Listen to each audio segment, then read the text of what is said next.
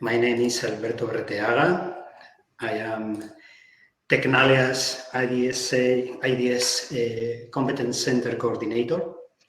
Tecnalia is a research private non-profit organization in Spain. We are the bigger one in Spain, actually, in this area. And here we are in the open source community session. And this is community, so I am not alone today. We have quite a lot of content today to show to you. We will start with Sebastian Oprinel, co-founder and CTO at Sovety, with the 3 perspectives on open source. Then we will have with us Hannes Bauer with Trust All the Way. Everything has to do with open source, even if you cannot read open source there at the title. And after Hannes, we will have Peter Cohen, talking to us about Eclipse Data Space Connector. Quite a lot of things about open source here too.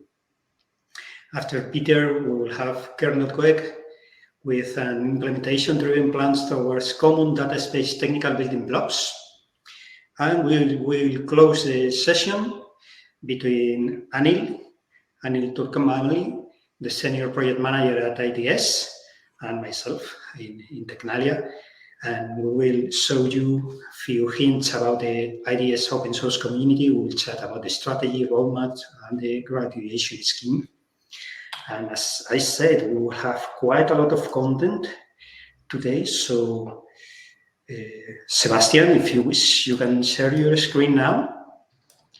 And you can start your presentation with the 3 perspectives of open source, please. Thank you so much. So yes, hello everybody. Thanks Alberto for the introduction. So yes, I will give you three points and 3 perspectives on open source and why you should care, why we should care, and why we should make use of open source. So the first perspective, the developer's perspective. Well, we all know how projects start in the beginning. So either you say, well, please do just a prototype or something, or you employ a big team for software. But nevertheless, which way you choose, it's always that you should stand on the shoulder of giants, which means that you should make use of a really good fundament, so that you base on software like open source software, which provides you an advantage in your development.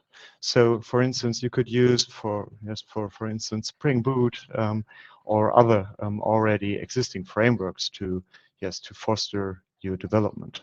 And so, do not tap into the problem of reinventing the wheel.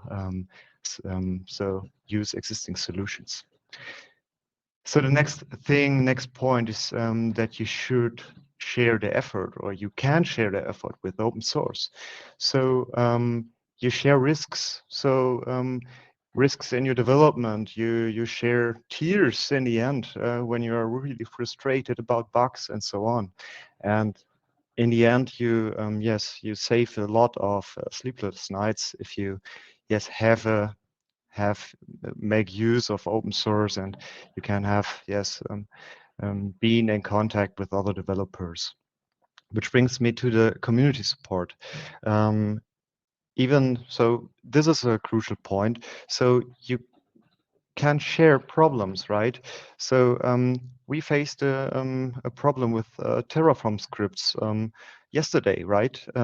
And well, this was a problem not by us, but with the in-depth problems of Terraform. So with the new version, so you can have there a support, you can have an exchange about problems and hurdles in the end.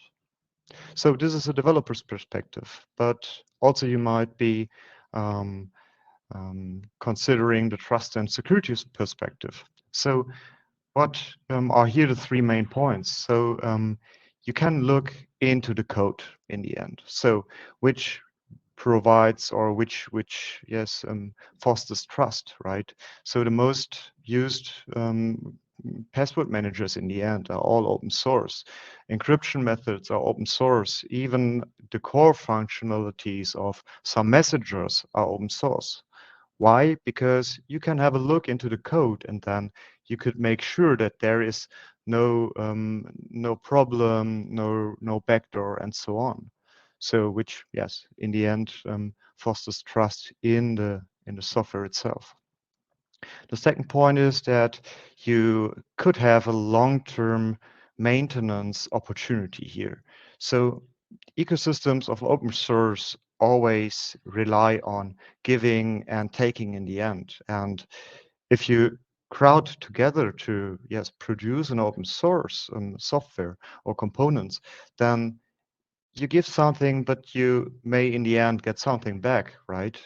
So when speaking, you have integrated all your open source and you have provided your contributions to that open source repository. So maybe it will get further enhanced, and maybe in the future you also take the benefits of that in the end. Yeah. And the third point is the reduce risk of a lock-in effect. So talking about when you make use of software components which are closed source, then you fully depend on the developer in the end, so or the company selling these products, which means that if they change their business model, you might pay a higher fee for the subscription, or maybe they stop the development and you have done the lock-in effect and don't know how to maintain maybe close security vulnerabilities or something else. So even here, open source can give you an edge of closed source. And the third perspective is the scaling perspective. So we have seen this picture quite often in the beginning of this year. So regarding the Log4j security vulnerabilities.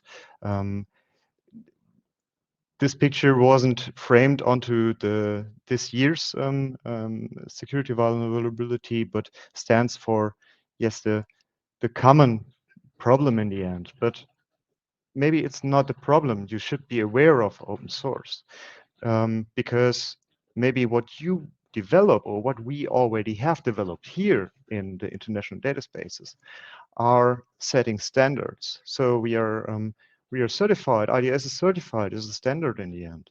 And this is a great opportunity which you don't have in that detail if you do closed source things. The second point is that most of the time open source is free of charge. It mustn't be free of charge, but most of them it is, and most times it is, which means also that you could more easily convince decision makers to adopt these technologies, right? Because you don't have a make or buy decision, it's just a use or make decision in the end. Yeah, so it gets you really faster into using it. And the last point here is that you build a community. As said, you share tears, you share sweat, you share nights with others, and in the developer community. But on the other hand, we see us here, 87 people in the session. We share a community and we share thoughts, and maybe we share also problems, and in the end, yeah, have cooperations, and a lot of collaboration within this community. Which already brings me to my last slide, the impact in the end. So we all want to have data spaces, right? But data spaces require that you have a community of trust. So you need trust in the software. You need trust in the community. You need a strong security in your components, because you don't want to be yes, addressed by security vulnerabilities. And in the end, you want to make use, or a requirement is the interoperability, that you really scale your ecosystems in quite a fast way, that you can, yes, attach or couple your suppliers, your customers, with, yes, thousands or 10,000s of participants. So, and all these three aspects, which are really crucial for data spaces, is supported by open source software scene. And yes, so what brings us this in the end? So we can, yes, provide solutions for use cases and domains really fast, which means in the end, the benefits of such data spaces, we reduce costs because of process optimizations, a better collaboration or other aspects. We minimize risks so that we may share information to, yes, better address our business model or our production or processes. And in the end, we create new business models depending or, yes, building up on the exchange information or the collaboration itself, which then in the end, yeah, provides or brings us business values. So, and that's already my points regarding open source. So key takeaway, make use of the open source, provide contributions to open source, and let us collaboratively build software in the end. Thanks. Yeah, thank you so much, Sebastian. I cannot highlight one aspect over the other. I think that everything you have said is really important about the open source and the open source community and what we need. We are building our trust. If we are exchanging data, we are not exchanging data only, but we are paying, buying data.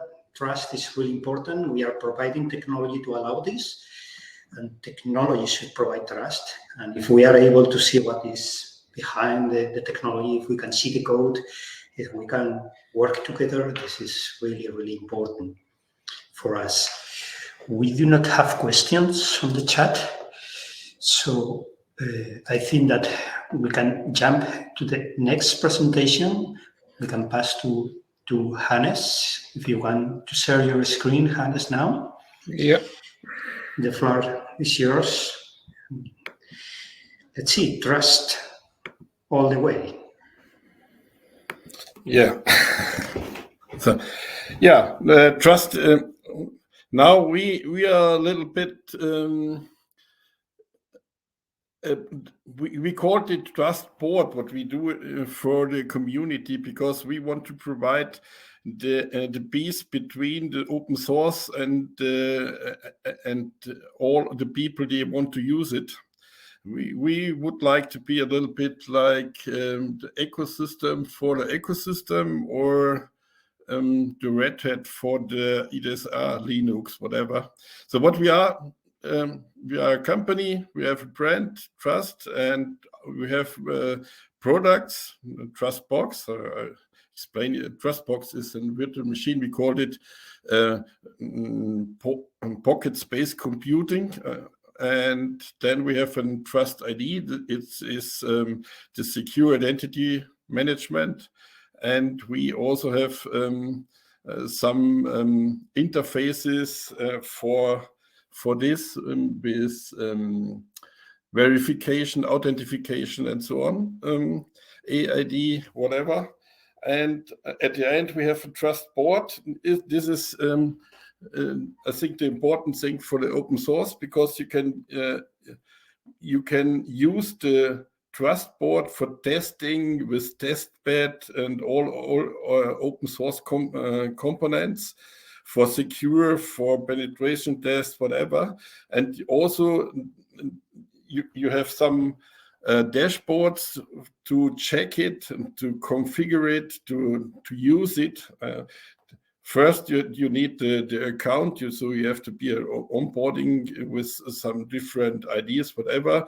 You have to authenticate you, and after this, you can use different connectors. We also provide a connector in open source for IoT, but you can also provide your own connector built with your open source, whatever. And you can check it. Is the connection ready? Has he a connection with the dApps and whatever? and you can drive the whole system there. And what you can do it is you can use a trust box. You can put your container, your IDSA connector, put it inside. You can also put different containers for App Store and so on, and you can test them in the whole application. So what we provide is the essential services, the whole part. And if you have a certified connector, you can go through the levels, and then you can use it as an IDSA part, whatever, authenticated with your connector, and you have all of the certificates. If you want to test, you can run the test beds, and penetration tests and security tests are also a scaling test, whatever you want. And after this, you can go through the levels to use it in the trust board or in some other data spaces or data rooms or whatever. So what we provide is a system that you can use as a test or in a product mode, and you can switch between there every time, so you can test every time your software there on your connector, whatever. And in the future, we also want to provide the essential services as an open source from our side, but everyone is invited to put his open source components into this system, and we will drive them, and you can check it and test it, whatever. So what we see is just open source as a service, and the essential services are listed there. So what we know now, maybe in the future we have more essential services, whatever. And we can go from the architecture model 3 to 4, whatever we can test it inside the trust board, and we have the full infrastructure to use it, and we can spend it easily to every customer who want to use it or to test it, whatever. And so Trust Insight should be the next step, so that you can drive the connector, authenticate it, and you have the right system check for scalability and all of your application, whatever you want to do there. And we want to provide the essential services as a service also. Well, that's all. You can use it now, and every company is invited also to be a part of the trust himself. Yeah, thank you so much, Hannes. Open source as a service, that sounds amazing. And this approach is really important. I think that even relevant. Today we are talking about IDS, and we are talking about the open source and the open source community, but we are using IDS to build data spaces. So as much technology we have, as much applications, tools, solutions, if they are really close to IDS and to the IDS concepts, we will be able to do more, and in a really easy way. If we can find bits and pieces of technology, of tools, not only inside the IDS GitHub, but on the market or at other open source communities, that will be great. Today we are focusing on this IDS open source community, but everything that has to do with data spaces, I think that is relevant for us. And if you deal with IDS concepts, if the closest it is the tool, the solution, the technology, the closest it is to the IDS concepts, the better for us. And now we have the next presentation, the one about the Eclipse Data Space Connector by Peter. Peter, the floor is yours, please. Thank you. Just let me share my presentation here. Yes, Hi. please. So yes, although I'm from Microsoft here, and I think by now people got used to that Microsoft is a contributor to open source. I just want to emphasize that I'm speaking here as a contributor to the Eclipse database connector and not necessarily as the voice of Microsoft, although Microsoft is a big supporter of the Eclipse database connector, and there's absolutely no conflict in message. But when I say we, it's the Eclipse database connector community that I'm referring to this we.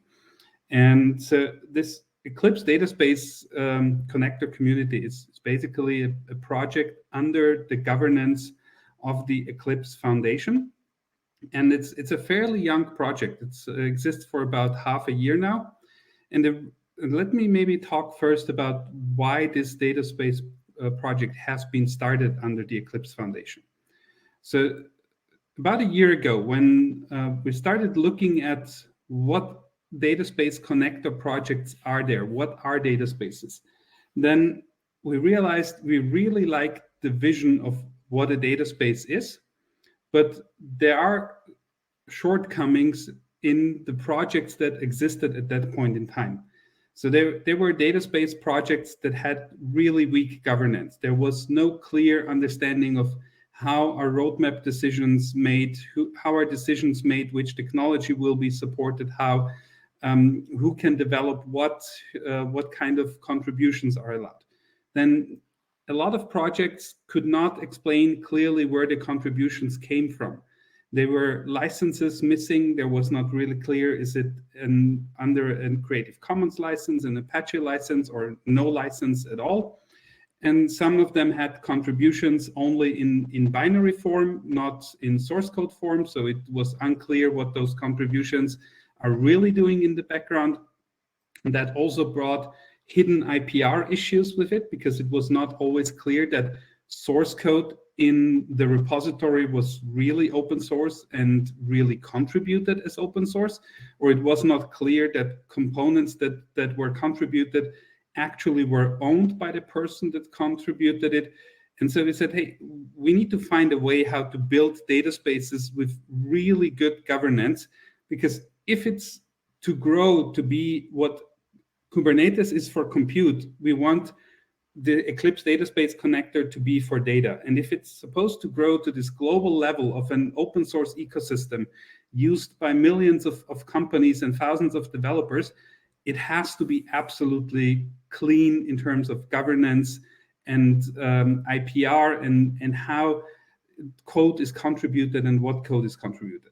And the second issue that we saw was that a lot of the projects were not ready from an enterprise architecture perspective. They either missed a story on how will the integration into an existing enterprise system happen, how would they scale to the size of a global enterprise. I would say as a Microsoft employee, we've seen solutions that are being used by millions of people on a daily basis. If those solutions would start using data spaces, how would that look like in the architecture? What would have to be true that a data space can be used by thousands of companies and not just free servers of a test environment? How would security look like? Because once you start integrating into a data space very valuable industrial data or healthcare data or public sector data, you can be sure that it's going to attract a lot of bad actors. So the security is a fundamental aspect to get it right in the architecture by design. And then last but not least, we saw a lot of data spaces that were in conflict of the mission statement of IDSA and the data spaces. Because if we are building data spaces to enable digital autonomy, then the architecture cannot have central components that would be a point of failure, or even worse, act as a gatekeeper where at any given point in time you could exclude individual players from a data space through one central authority. And so we said, look, we were not the only ones that saw those issues. A lot of people in the community that wanted to build data spaces saw those issues. And lucky enough, a handful of companies got together and said, you know what, then let's just do an open source project that is truly open source, that we put under the governance of the Eclipse Foundation. And with that, in June 2021, the EDC was officially started as an Eclipse Foundation project. With that, the Eclipse governance rules apply to the Eclipse Database Connector.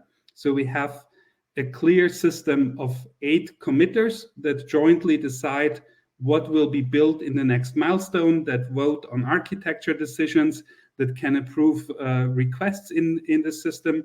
We have now 29 contributors that are actively contributing source code or documentation or collateral and publications to the EDC. And so far we had about 250 feature pull requests that came from those contributors and that have been processed by the committers. Then also something that clearly shows you that this is not a project that Microsoft would have started this way. We made the decision to write everything in Java and have an extensible architecture based on Java's service programming interfaces. So truly a technology that is valued in the open source community, that is being used by many open source projects.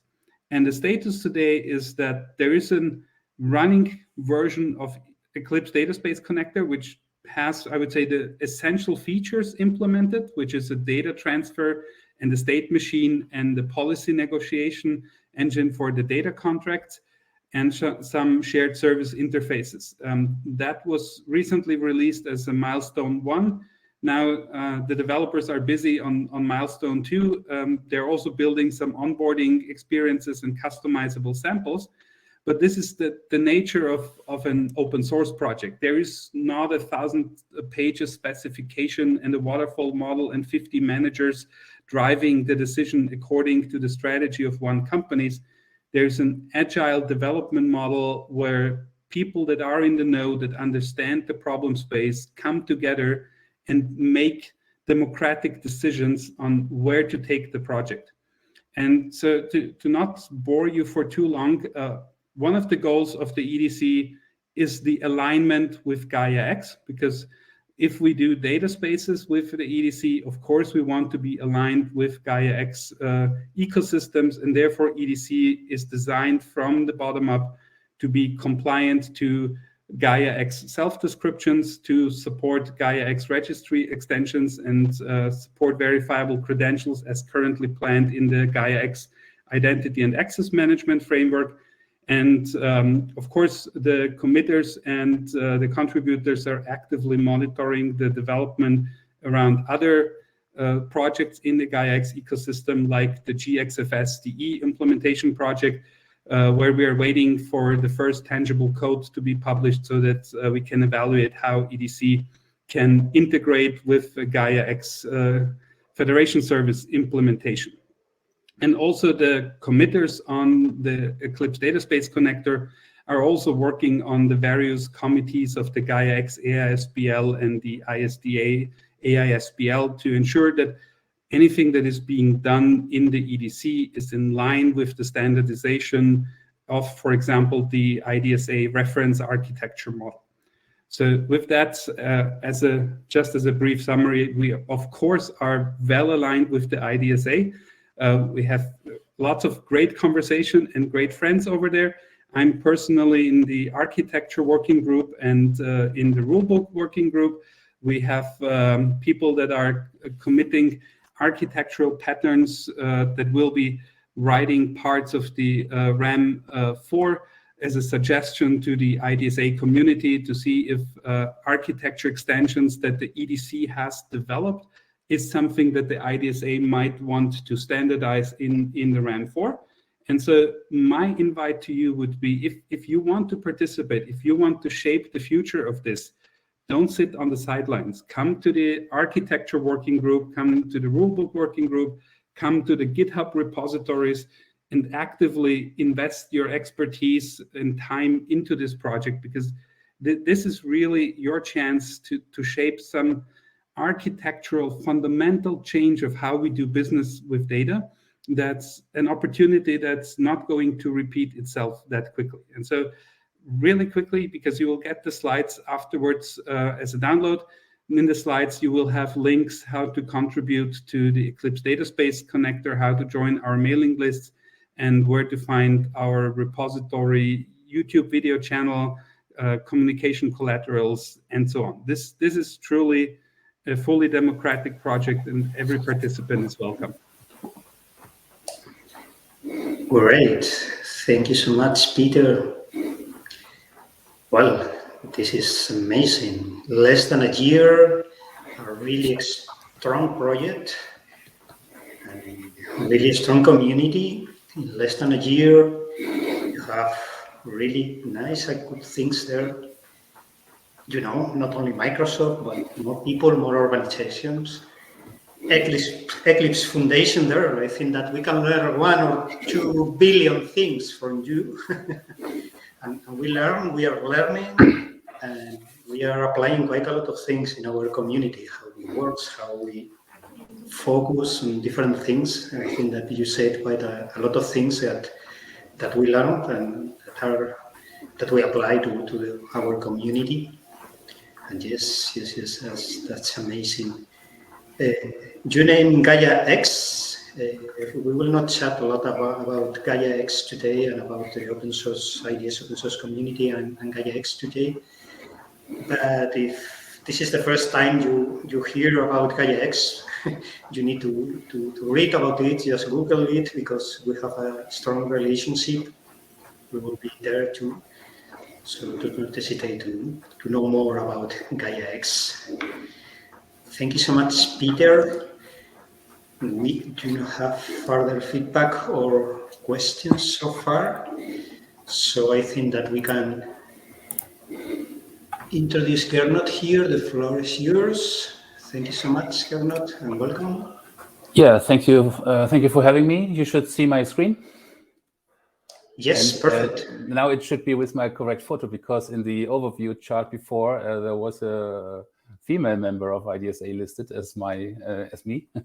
So that's me, Gernot Böge from Fiverr Foundation, and I'm talking about the implementation-driven plan towards common databases,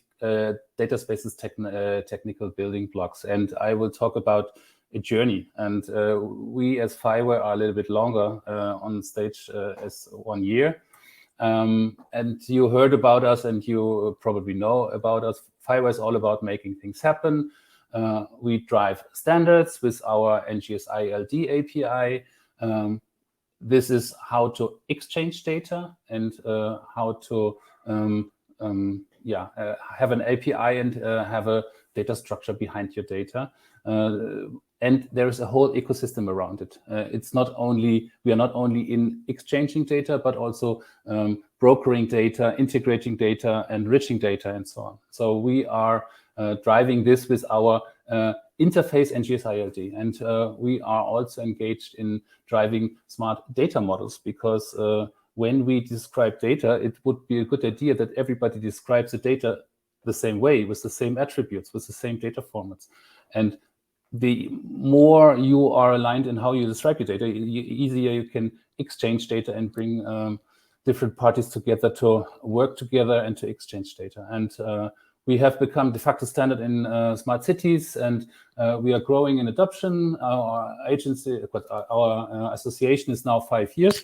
So you should see my here team t-shirt we just got, and our community is growing. So you have heard from Juanjo what we do, and you know about it. And our strategic partnership with IDSA is at least 2 years old. So you know about it.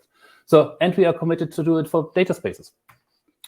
And when I say we have learned, and I've changed the heading, that data spaces, we try to make it easy to make decisions, because we are not only in making connectors, in exchanging data, but bringing a whole ecosystem that makes it easy to work with data, to broker data, to integrate data from third systems. And when we say we make it easy to make decisions, it means it's all, of course, open source. That's why we're here. And you can start small. You can start with simple projects with your students, maybe over the weekend. So you have a small solution with just integrating some sensor data. Then you grow with the fiber ecosystem and you say, okay, within my company, I want to integrate my ERP system and some IoT data, and I want to have something from public domain.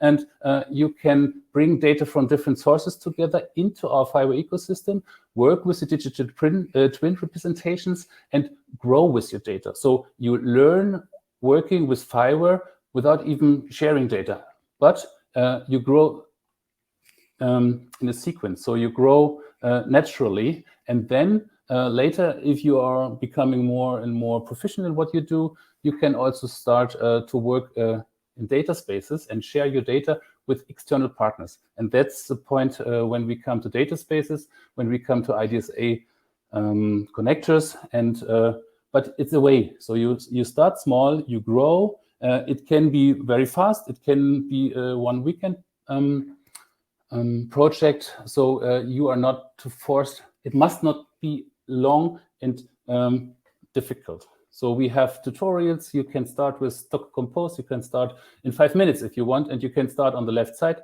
and you can go to the right. So there's a lot of text. I will just jump over it. We try to make it easy because we make decisions. We say we use NGS ILD. So when we say we have data providers, they say, I don't know my customer, but I know I talk NGS ILD. And the customer also knows, I don't know the provider so far, but we speak the same language. And therefore, that's the core reason to existence for NGS ILD. So both parties naturally understand each other because they speak the same language. They have made a decision to speak the same language, and that makes it easy to exchange data. Of course, we are using standards and EID, OpenID Connect, and so on. We go into marketplaces and data publication. So, but the core idea is we have made decisions that we speak the same language. Good. Our contributions to the open source community, we have created papers, how you can do it with fiber components. We have created the Fiber True connector that enables connections of our core component, the fiber context broker, via the Fiber True connector to the IDS ecosystem. And we are engaged in this. So together with our member engineering, we are contributing to the IDSA testbed activities. And currently the development is a little bit on hold because we are waiting for the RAM 4.0, because there will be quite some changes, and we wait for them to come out and to have this as a new basis for next developments.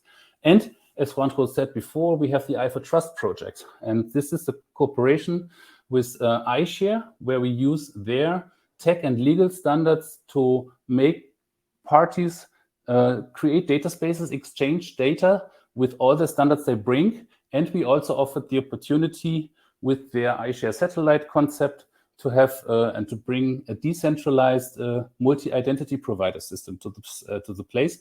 And we have it working. It's on GitHub. We have links at the end of the presentation. And you can start with it. And our projects in the open call, the first version, are these days starting to using it. So it's here. So we make it real. And but we have noticed that this is not enough, because a lot have changed, and especially in 21.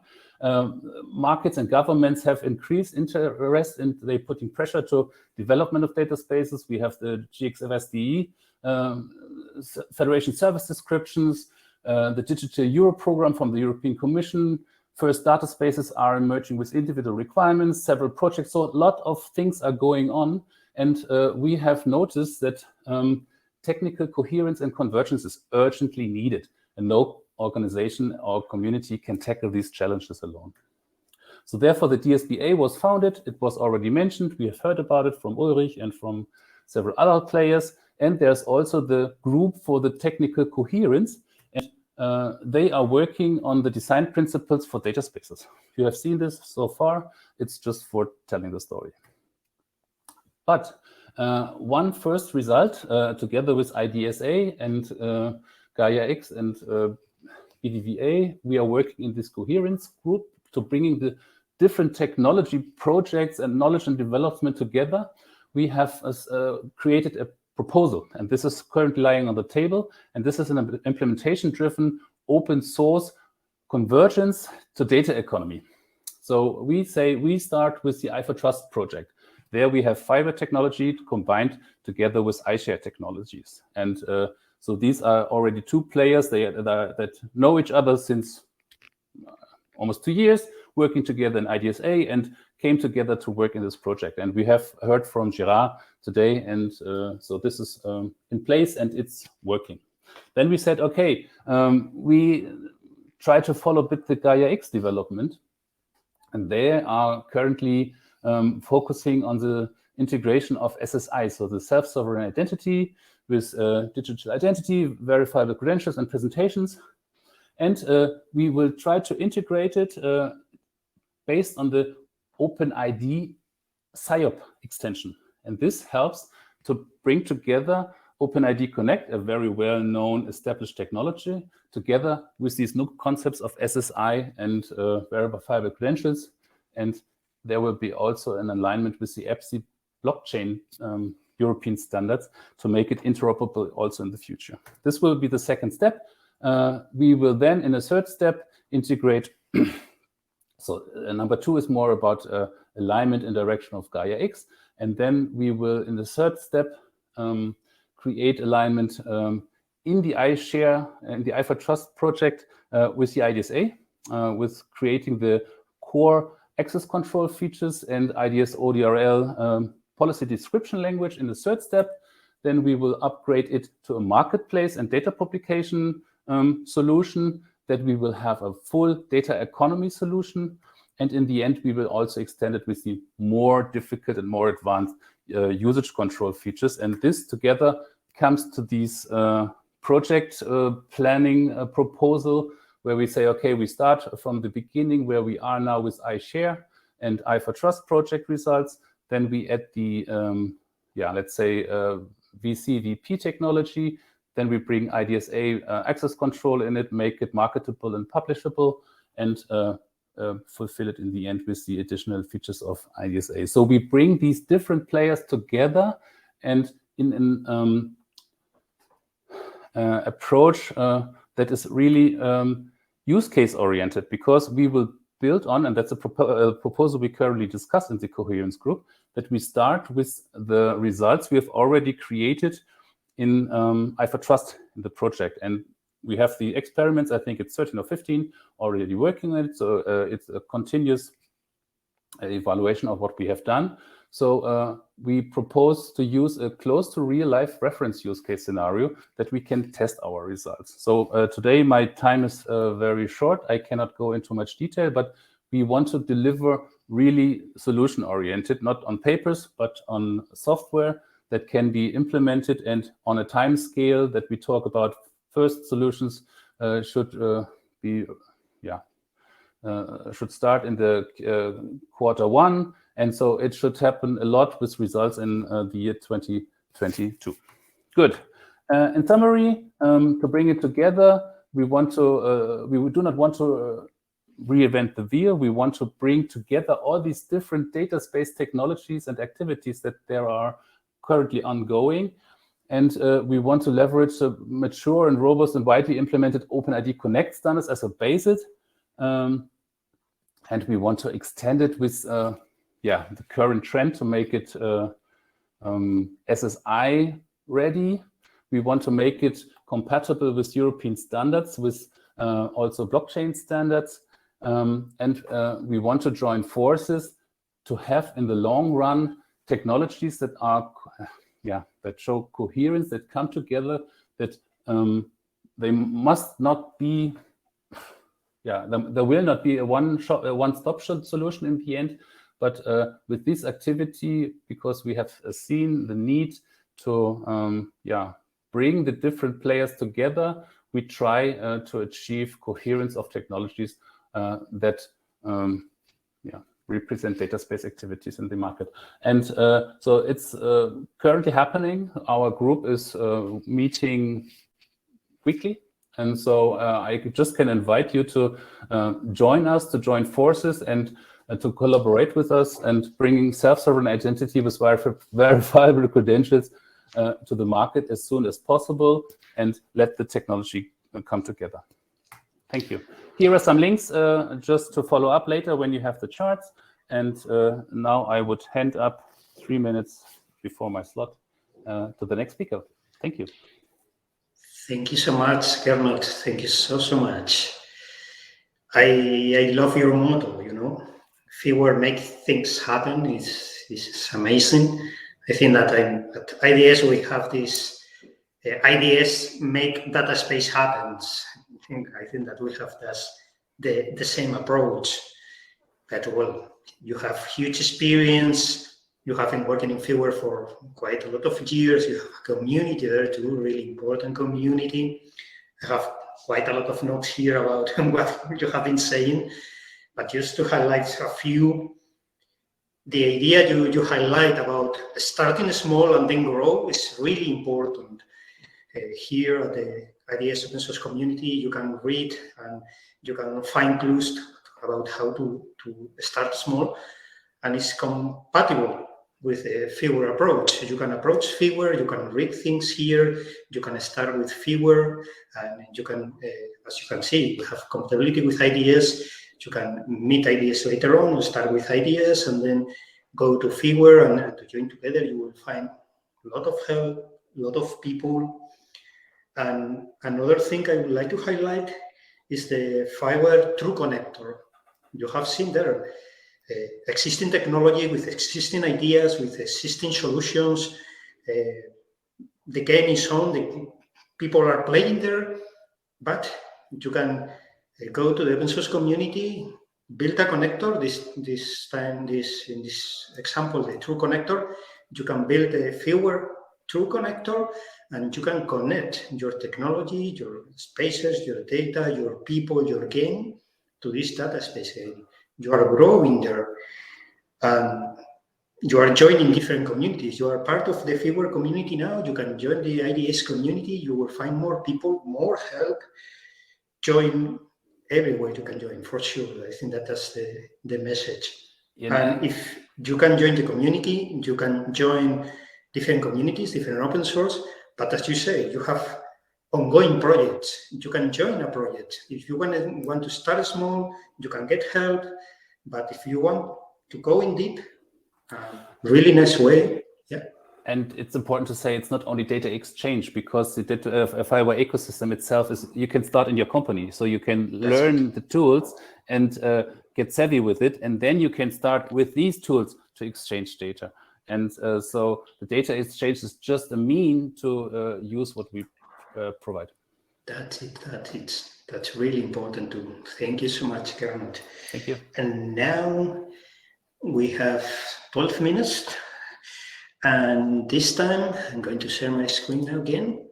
It will be myself and Anil, and we will get to the IDS open source community. We will chat about a strategy. We will chat about the graduation scheme, the roadmap. If you want to join, Anil, I cannot see the chat, or I cannot see you now, but sure. Please open the mic and please speak when you want. First glance about the IDS open source community. Here you have a screenshot from the website. We have 39 repositories, 172 people, 38 teams. It's amazing. You have been there, the IDS main project. The website, you will find different links ahead. It's amazing, and we have a lot of projects, a lot of contents there. And well, we have a quite clear IDS open source strategy goals. Open source is great, it's fun, but well, we would like to have a really great standard based on data sovereignty, distributed, used everywhere.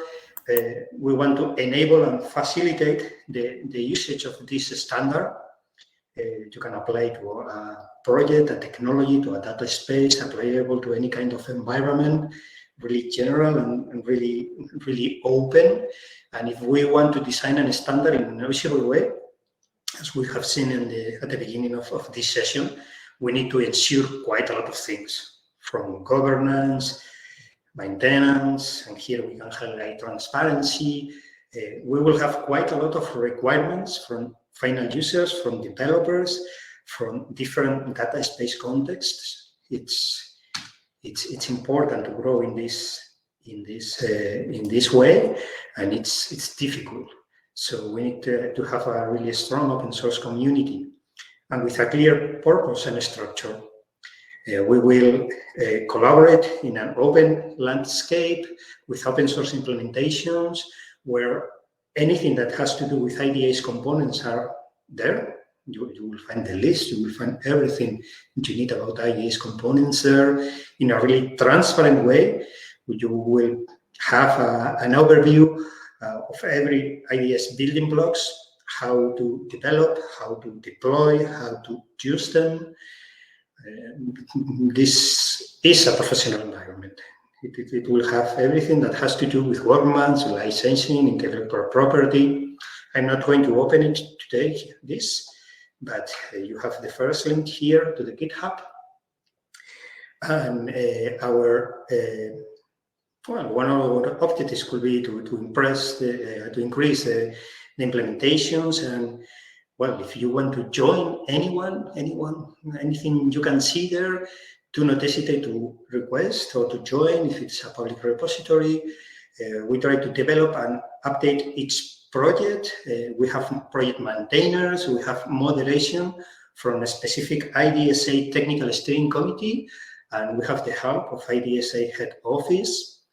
And well, this community is for the people, for teams, for organization, and we want it to grow and to enhance any kind of IDS project, technology, component in a really collaborative and transparent way. Transparency is really, really important.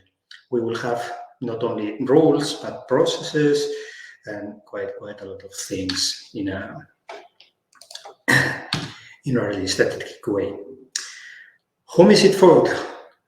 Again, we can find more roles, we can talk about details, but just generally speaking, we aim and we will speak about users, these people of this organization that are building data spaces. They want to join the community, to have feedback, to have technology, to have code, to have manuals, to have help, and to build an MVDS, a minimum viable data space.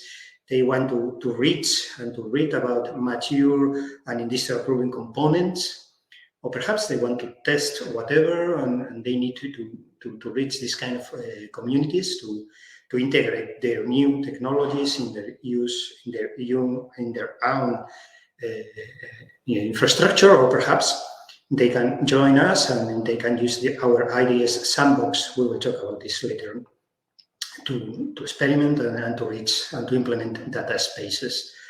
Of course, we will have contributors to the existing projects, experienced people, with knowledge. They will be able to raise issues, to propose ideas, concepts, collaborate, even changing or providing base code. And the community, and they will be in contact with the public. As we said, new requirements, new issues, requesting new features. That will be amazing. And again, these maintainers, these top levels responsible people, and the typical maintainer role inside an open source community. We need to be sure that we are driving this community and this project and this IDS concept to a really nice way. I think that IDSA community, IDSA organization here will have a huge role. I have only 6 more minutes. I will rush over the rest of the slides. Here you can see a few IDSA repositories, and I would like to highlight these tags here. Inside IDSA GitHub, you will find public repositories, and you will find some repositories for members only. You can apply to be member, you are allowed or not, but you will find at the public repositories, you will find quite a lot of things, specification for each single IDS component, a lot of information. You can request collaboration. IDS members will be there for you too. And IDS members at different repositories and with different tools We work together about premature concepts. We prepare, for example, the next version of the rulebooks, the next version of the architecture, the next version of that component. We work there. We try to use the same resources, the same technology. We are together there and really, really close. Here you can find more information about the IDSA general, the G community. Let me highlight this IDS RAM, reference architecture model, free access to anyone. You can use it, you can see it, transparency there. Everyone can see and can support, can send feedback. Again, really fast, another initiative, the IDS think tank. We are talking not only about source code, not only about documents. We have this collaboration space for IDSA members where we discuss idea, features, we chat about the standard, we discuss about the standard, we fight about the standards, and we need a place to collect this kind of ideas. Perhaps even crazy ideas about, I don't know, I have this concept about green computer and that is really interesting for IDS, or I am dealing with quantum computing and I have this idea that perhaps is really close to the data space, and with IDS, this is the space we will use and we are using to chat about these kind of things. Of course, a clear way to enter how to build data spaces. Where I will find this kind of information? Well, you will find a repository, you will find an interest here, where you can find information about how to build data spaces. We have seen during this morning this 5 steps approach to build a data space. Here you will find documentation, source code, quite a lot of things. Again, here, the direct link. Now I have information about what I need to do and how, but I would like to do what other people has done. Again, IDS deployment scenarios, how did other people build a data space? We will have here a clear point, a clear showcase where you will find library information listing different deployment alternatives from different IDS projects, perhaps a source of inspiration and guidance for your own project. Here you'll find your minimum viable data space. I will chat a bit later on about this, but we would like to have these 2 entry points. I want to start a data space or enter a data space, enter the technology, or I want to see what other people are doing or have done or what they are saying. Perhaps this is one of the best starting points. Okay, I want to build, I want to see a data space running, the technology running, IDS running. You will have this clear view about what to do. You need to go to IDSA GitHub. You will find information about not only everything, every available project, the different connectors, the different bits and pieces from IDS, but a specific way to build a minimum data space as a best practice solution to reach and to understand the technology. Of course, huge changes, new ideas. We have a graduation scheme, we have rules, process, criteria, a really transparent way to provide feedback, to review feedback. We have not invented this. We have a well-known project lifecycle process. We have Eclipse community there. We learned a lot from them. And we have clear roles and clear processes to improve and to advance in this community. If you can, and if you wish to improve anything, you can join even this element and to follow this graduation scheme. For example, really fast, we have this typical project stages, where you stand inside a sandbox. We ensure that you are complying with the IDSA project rules, description. You start liter by liter. It's really easy. We have a really low barrier to enter a sandbox. But when you want to jump to the incubation phase or to the graduation phase, the barrier grows and grows, is higher and higher. Currently, in this graduation scheme, we have 2 applicants, the Eclipse Data Connector and the True Connector from engineering, and we are waiting more people to apply. But these 2 references are the 2 main ways we can find. And well, we will chat more in the future about this abbreviation scheme. If you want to enter, do not hesitate to ask, to request more information to Anil or to myself. Here you have some data to 1 to month, 1 to 3 months. This is a complex process, but we will guide you about this. And really fast, in this IDS open source GitHub and community, you will have information and clear guidelines about how to organize and how to contact a project. I would like to be a project owner. I would like to join as an organization, as an individual. You have clear links, clear forms, maintainers, clear contact people. If I want to apply for a sandbox project, again, you have information at the GitHub and at the IDSA website, clear guidelines, clear information, what about to follow. The technical steering committee inside the IDSA will be in charge of these sandbox projects. You will find dedicated people here, and really, really fast. Perhaps you want to comment in 1 minute, Emil, about the next step and the future of the community?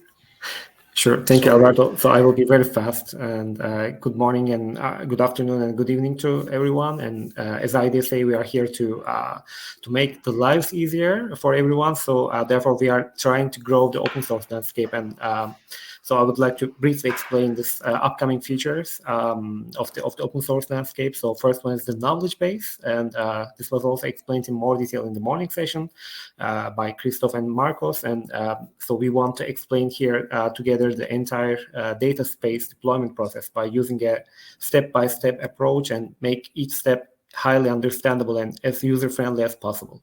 And so we want to offer you the portfolio of building blocks where we have where we are offering a catalog of existing solutions with which you can initiate a data space instance and customize it according to your needs. And so basically we offer you a catalog of ingredients to cook the meal. And then we have, after having the ingredients, one needs the recipes to be able to cook a delicious meal. So that's where we have the deployment scenarios coming in. So we want to be recording and listing everyone's experience while implementing a data space. And so in each of the steps, as mentioned in many sessions, we need collaboration. And so we basically need more projects and more collaborators. So whether you are a techie or not, please come in. Please, you are warmly invited to be part of the open source landscape. So that's it, and thank you very much. Thank you, Neil. And last slide. The next IDS Blackfest meeting will be the 1st and 2nd of March. Stay tuned for more information and the URL. And as we have rushed over a few slides and concepts, we will use some time during that meeting to get in deep on the next step and the concept we skip so fast. And we will see how can you send a suggestion, an issue. If you want to ask about something, we will be there. More people, we will open the GitHub, and one people will be requesting information. You will see the tools, and you will see the GitHub running there, and you will see real example of real people playing with infrastructure and seeing live how you can contact maintainers, how can you submit a modification of existing code, how we agree or not with that modification. So sorry for the 4-minute slide. And please join this IDS Blackfest meeting in 2 weeks' time. And this is it. Thank you so much, everybody. Thank you, Heinrich and Duan. Thank you so much. Thank you, Alberto, and thank you to all the speakers and to you for the moderating this session. We will be now moving to the last session of the day. So you heard a lot about available open source components in this session about the open source community. Well, let's see how to put that all together and talk about implementation. So IDS component development. Let's start with this next session. I'll hand over to Heinrich to moderate this session, and he will introduce all the great speakers that just joined on stage. So Heinrich, stage is yours. Yes, thank you. So my name is Heinrich Bettenpohl. I work at Fraunhofer ISST, and I was asked to prepare a session about IDS component development. I really recommend everybody to join the open source projects and not to start building IDS components from scratch. However, there is a possibility to do so, and I will shortly introduce how you can start with that, and we get some examples of different software components and how they are developed currently. So this is the agenda for this for the next hour. So introduction, as I said, then we have development examples for the DApps, so the identity provider inside the IDS, the metadata broker, and 2 connector implementations. As you might know, the connector is the gateway to the IDS ecosystem, also to the IDS data space. And here are 3 examples then, or we will present 3 examples: the Trino connector, the True connector, and the Eclipse data space connector.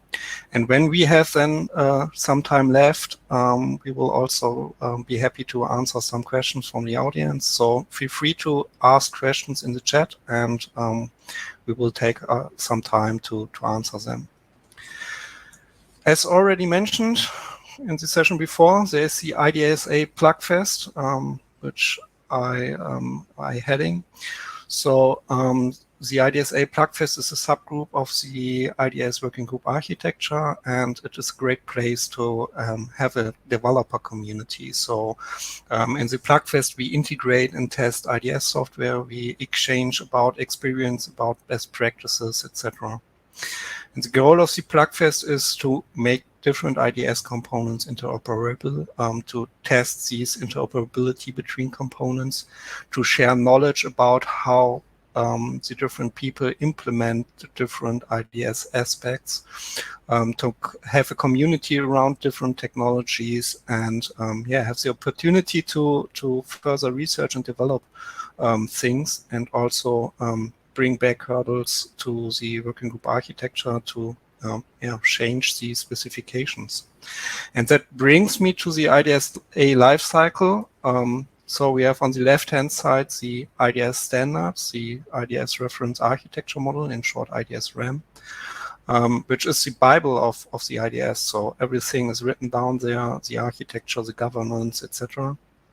And from that, we derive the specification, also called IDSG, is also available on GitHub, where we specify the different architecture, which are written down in the RAM technology agnostic. So we specify it then in technology in the IDSG. And from that, we derive the certification criteria. And from that certification criteria, we specify tests, how to test if a criteria is fulfilled. This brings me to the second block, the compliance proof, where we have the test bed, which consists out of reference components, like the data space connector or the maiden DApps, and where we have automated testing. So testing if the interoperability is there, if what is the happy flow, the bad flow, etc., to show if a component, the test candidate, works in an IDS ecosystem. And we have compliance checks, and of course we have then templates for evaluation, for the evaluation report and due diligence, and etc. This brings me to the third part, which was also presented for Anil. The portfolio of building blocks. So the software which is developed comes into different, or can be certified. On the left-hand side and of the third building block, we have IDS projects in general, but also stage 1, so IDS ready. Everybody can go through the working group certification and can evaluate his software or his implementation if it fulfills, or if the concept fulfills the criteria. This will be labeled then with an IDS ready label. And we have a second stage, the IDS certification or certified, that this software really fulfills all criteria defined in the IDS. On the right-hand side, we have then the gradation scheme. So every open source software can can be graduated inside the IDS and do not have to be in the IDSA GitHub repository. With stage 0, we have the sandbox, so the software itself fulfills the ideas of IDS and have a roadmap, etc. The stage 1 is then that the software is certified after with the IDS certification criteria, and the graduated stage is then that it is be used by a whole group of different companies inside the IDSA community, so it is graduated and fully fulfills the IDS criteria. So to get some examples how development then takes place from the specification, the standard, to the testbed and to the graduation scheme, we have some examples here, and I will directly hand over to Thomas, who will present the DAPS development. Thank you, Heinrich. I'm going to try to share my screen.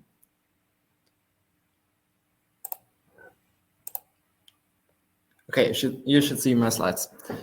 Yeah, my name is Thomas Bellebaum. I'm a researcher at the Fraunhofer Institute for Applied and Integrated Security, and I'm also the one of the main developers and maintainers of the DAPS.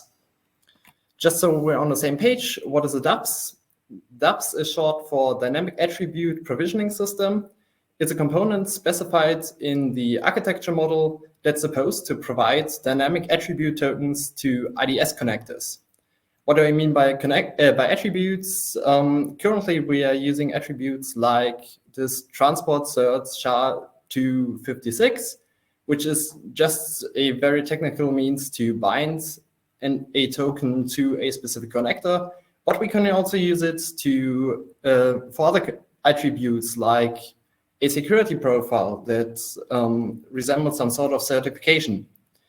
But really, what you can do with the DAPS is you can attest any attributes to a connector that you can put into JSON formats. So here are two examples. You can put any arrays in there, any JSON objects, really anything that can be JSON can go into such a dynamic attribute token. Where can you find the current DAPS? It's, of course, open source. It's on GitHub. Just search for International Dataspaces Association and navigate to the Maiden DAPS repo. Once you're there, you can find instructions to build your own DAPS. There are the instructions to build a Docker container that has all the necessary configuration for you to run your DAPS locally at your facility.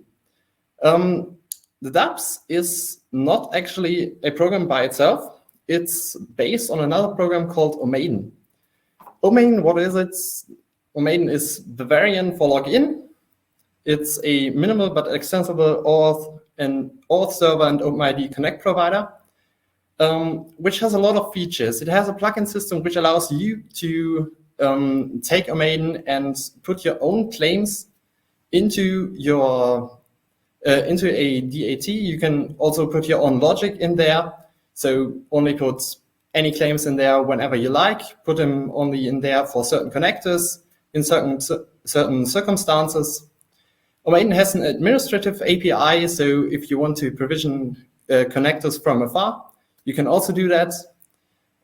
It's standards compliant to several standards outside the IDS ecosystem, which is very important to us because it allows us to profit from many of the standardization processes that have been going on over the last few years.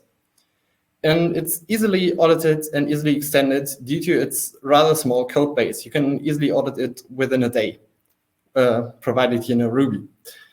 So this is an important distinction. There's OMaiden, which is a general purpose auth server, and there's the DAPS. And this distinction makes it possible to profit from anything that was out there before IDS. Where can you find OMaiden? OMaiden is also open source, also on GitHub. You will have to search for Fraunhofer ISAC this time. But another way you can get OMaiden is just download all the sub-modules of the OMaiden DAPS repo. So this is just an image of the repo on GitHub. One thing you will have noticed if you have worked with Omaden, I know some people have, is that it is rather complex to configure. So that is why I can announce that we are working on an official UI for Omaden, which is accessible through the web browser and which will be released within the coming weeks. Stay tuned for that. How can you get involved? You can always write new stuff. You can write new Omaden plugins that add your custom functionality to Omaden. You can add to the configuration for the dApps use case for Omaden. You can write documentation. Omaden still needs a lot of documentation, and that's where your help is really needed.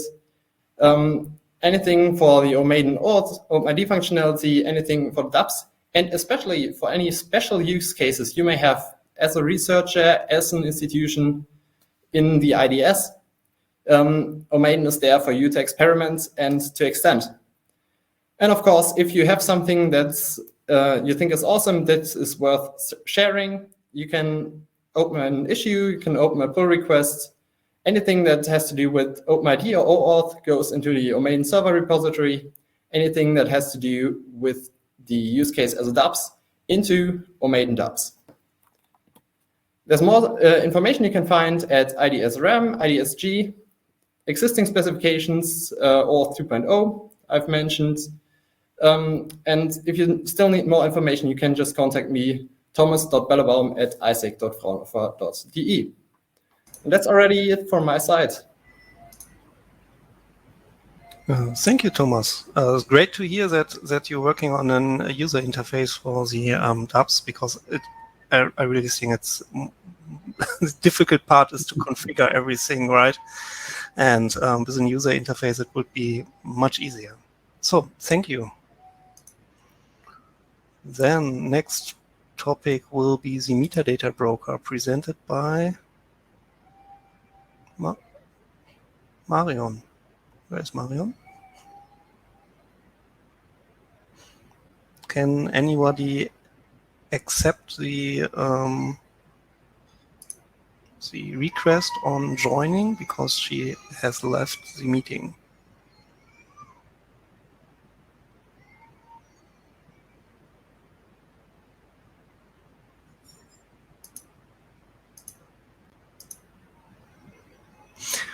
Okay, then maybe we, instead of waiting, maybe Martin can present the TNO connector. Yeah, certainly. Let me share my screen.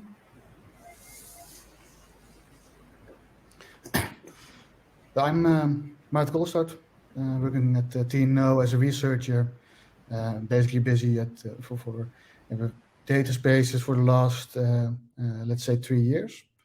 And in these 3 years, we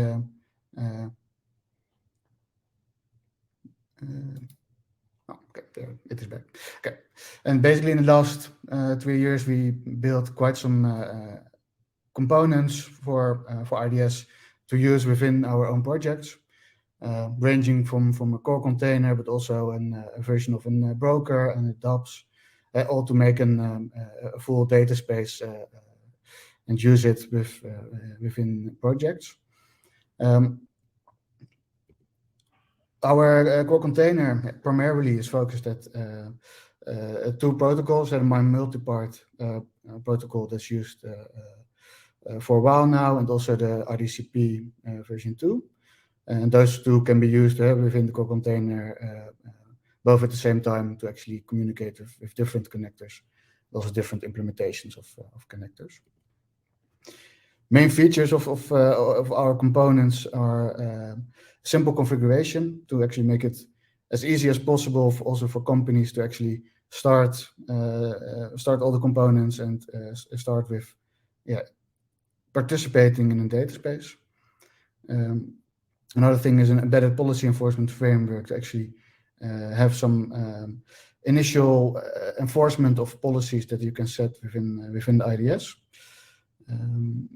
Another thing that we focus a lot on is how to deploy all the components, and therefore we focus a lot on Kubernetes to actually make sure that we can deploy all the components in an as easy as possible way on a cluster of nodes. And the latest features is some data workflow support to actually make it that you can create data pipelines within your connector, so that you can, for instance, share results of a data pipeline with your connector to actually provide some more information in the connector. If we look at where do we, as TNO, apply these components, it's in a very wide variety of domains. Some of these I've listed here, so smart industry, health, logistics, defense. But it's just a small list, and we try to use the IDS as an infrastructure for a wide variety of domains. And we also use this in several national projects in the Netherlands, but also some European projects where we actually use some of the components quite actively. And if you look at what are the lighthouse projects, we use this in the Smart Connect Supply Network is one of the most recognizable projects we use it in, which is actually a network of manufacturing companies that want to communicate supply chain information based on a common language around UBL, Universal Business Language, where we actually have a data space with 10 service providers and 300 manufacturing companies connected, which is actually actively used in production. So actually to actively use the IDS components in production. Another more research-oriented project is more federated learning. So how can we learn from a distributed set of data that we can't share between each other and put it in a data lake and then train some model, but actually have the training being done in a federated way so that you can train a neural network without sharing the data. So actually only the model itself is trained. And therefore, for instance, this is used for oncology research, that you can actually have some hospitals that share information on the models to actually predict, for instance, tumor sizes on CT scans, especially when there are not a lot of patients that with certain tumors. Then it might be a good idea to actually combine forces of multiple hospitals, because a single hospital can't create a model on its own. So those are some of the applications. Then looking more at what is the whole goal of IDS is interoperability basically across Europe. So we have to make sure that these TNO components are also compatible with other initiatives and other developments. So actually, with the data space connector from Fraunhofer ISST, we actually have a data space in place where we have some of the TNO components and some of the ISST components within the EU Hubs for Data project, where it is in a data space where they actually exchange information across each other. We also have some demo scenarios with the trusted connector from Fraunhofer ISAC, with some IDCP version 2 communication to actually see can we exchange information, which is also part of the Plugfest to actually make sure that we can exchange information across all the different developments. Then I want to highlight a bit of the CI/CD pipelines, because we are actively using some of the components in production. It is very important to have a good pipeline in place for continuous integration to actually build all of the components, but also for continuous delivery to actually deploy the components. So for continuous integration, we are using primarily GitLab CI and GitLab Actions for automatic testing and building of all the components. A very interesting thing there is that we primarily use Docker daemonless builds. For Docker, you often need a Docker daemon to actually build Docker images. But in continuous integration pipelines, it's often a better scenario to have it without the Docker daemon. And therefore, we use some of the techniques like Gradle with the Google GIP library to actually create images without a Docker daemon. And for other non-JVM applications, we use the Canico software to actually create these applications, which are quite neat features to use in these kinds of pipelines. And then an interesting thing is continuous deployment. So what if we have these components? Then we also want to make sure that the deployed instances are updated on the fly. And therefore we use Argo CD and Helm charts, where you can actually have a Git repository with the Helm chart with the description of the whole deployment. And when you change this repository, then it's automatically deployed at a Kubernetes cluster, and the current deployment is updated, which is a nice way of having a well-defined way of deploying a component, and that you know, okay, what is the version of the deployment right now.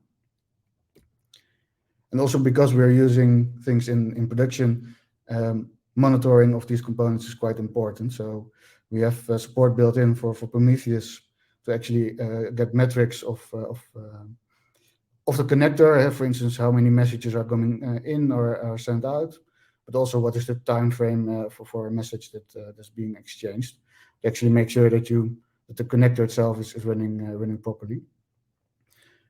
And another thing is distributed tracing, where when a message comes in, for instance, in a connector, and it's sent to a data app, that the logs of both containers contain the same identifier for the same message, so that you can actually trace a message across the whole system of containers. That's especially in the production environments, very useful to debug, but also know where things are going wrong. And then last thing, open sourcing. The components are not open source yet, but we are quite busy on making it all open source.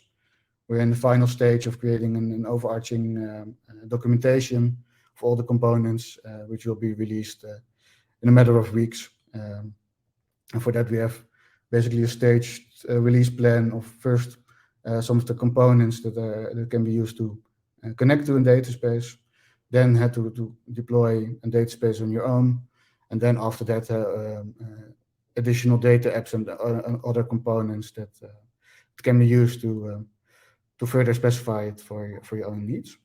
And this is also where you in the future will be able to contribute and use these components freely. So that's it from my side. Feel free to contact me if you have any questions on the components that we created at Tino. And with that, I'll hand it back to Heinrich. Thank you, Martin. Great to see a look into the future for the TNO connector and for any other components developed inside TNO. And great to see to have a short insight in your CI/CD pipeline. So thank you. And then I will hand over to Mariam and share my screen for the metadata broker. Yes, hello. Sorry, I had network connection problems already the whole day. I hope that it's now working. Thank you for the flexibility. So I jump in for my colleague, Dr. Tim Wirtz. He had some short-term health issues in his family, and he's apologizing that he cannot join. So wishing all the best for his family. And I'm stepping in. My name is Marion Borowski. I work at the Fraunhofer IIS. This is standing for Intelligent Information and Analysis Systems. And I'm the project manager from our side for the IDS-related projects. And we are located in St. Augustine. So yeah, this slide is showing the overview. So the metadata broker is part of a trusted data ecosystem, and we call it always metadata broker because yeah, a data ecosystem is useless if you don't care for the usage control of your data. So you shall not exchange your data with other parties than those you want to exchange the data with. So the metadata broker is only taking care of the metadata. And when a connector is coming from a data provider and will register the connector, the metadata is registered at the metadata broker, as well as all the resources with their metadata is registered. So we parse the data, we store it in a triple store, and we also simultaneously index it in a search engine index and make it queryable. And yeah, the second main feature of a metadata broker is, of course, to make your data searchable. So if you have a big data ecosystem and you cannot search in it, so you will not have a good benefit of it. So we make the data available via a user-friendly UI, which is accessing the index. There you can, imagine it like having a search engine. You can use a full text search or a filter. We'll show that in a minute. Or you can have use the queryable registry. There you can register in your data. You can delete it. You can update it. Also by machines, and also query it.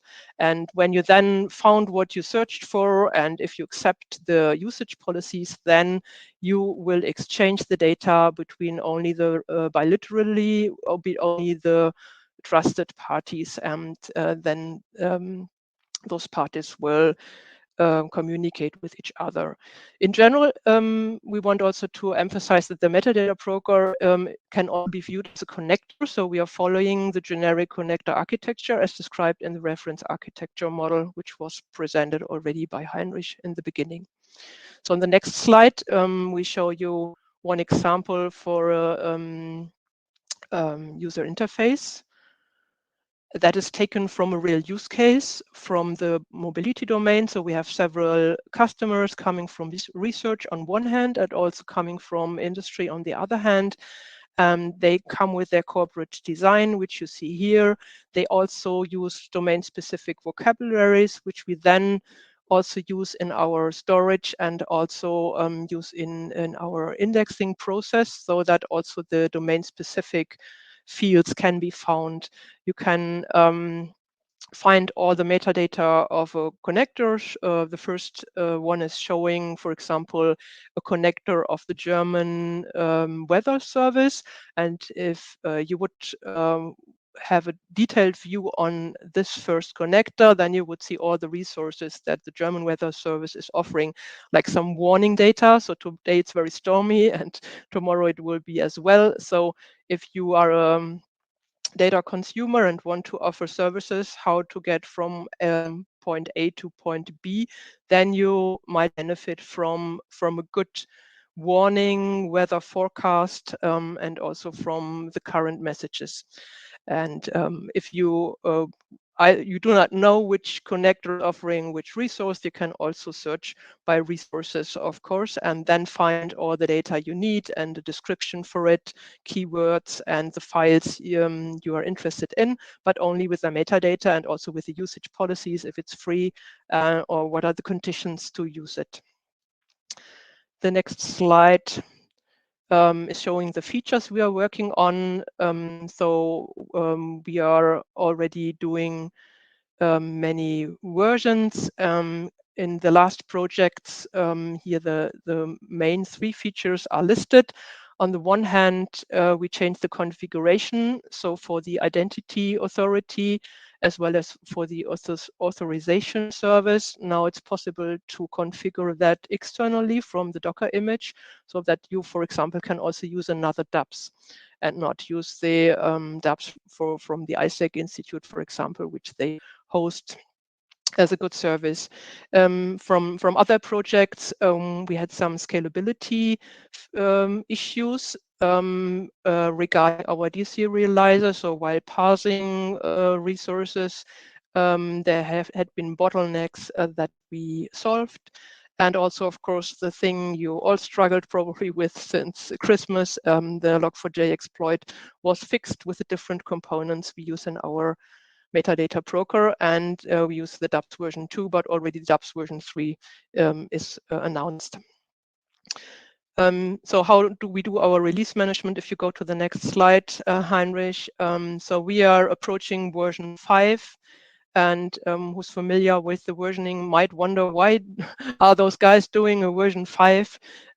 Because the information model is still on version 4. But we decided to go independently from the information model versioning numbering because we had some main features and a lot of developments. So the metadata broker open core, this is the open source version you find also on the IDSA GitHub repository.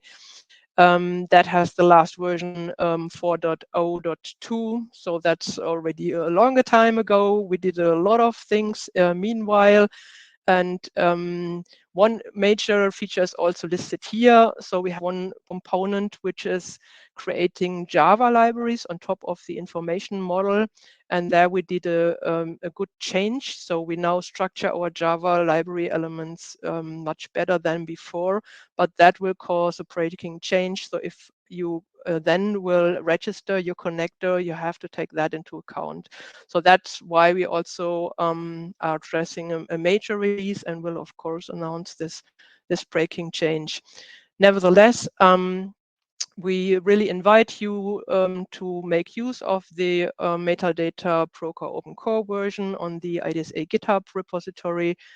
We are aware of some gaps between our installation guide and between our code there. That's also due to the features I showed you and due to the old release. There is a pre-release already. We will do up some cleaning, and we also try to get better on answering the issues. So many issues are already answered, although they are not documented there.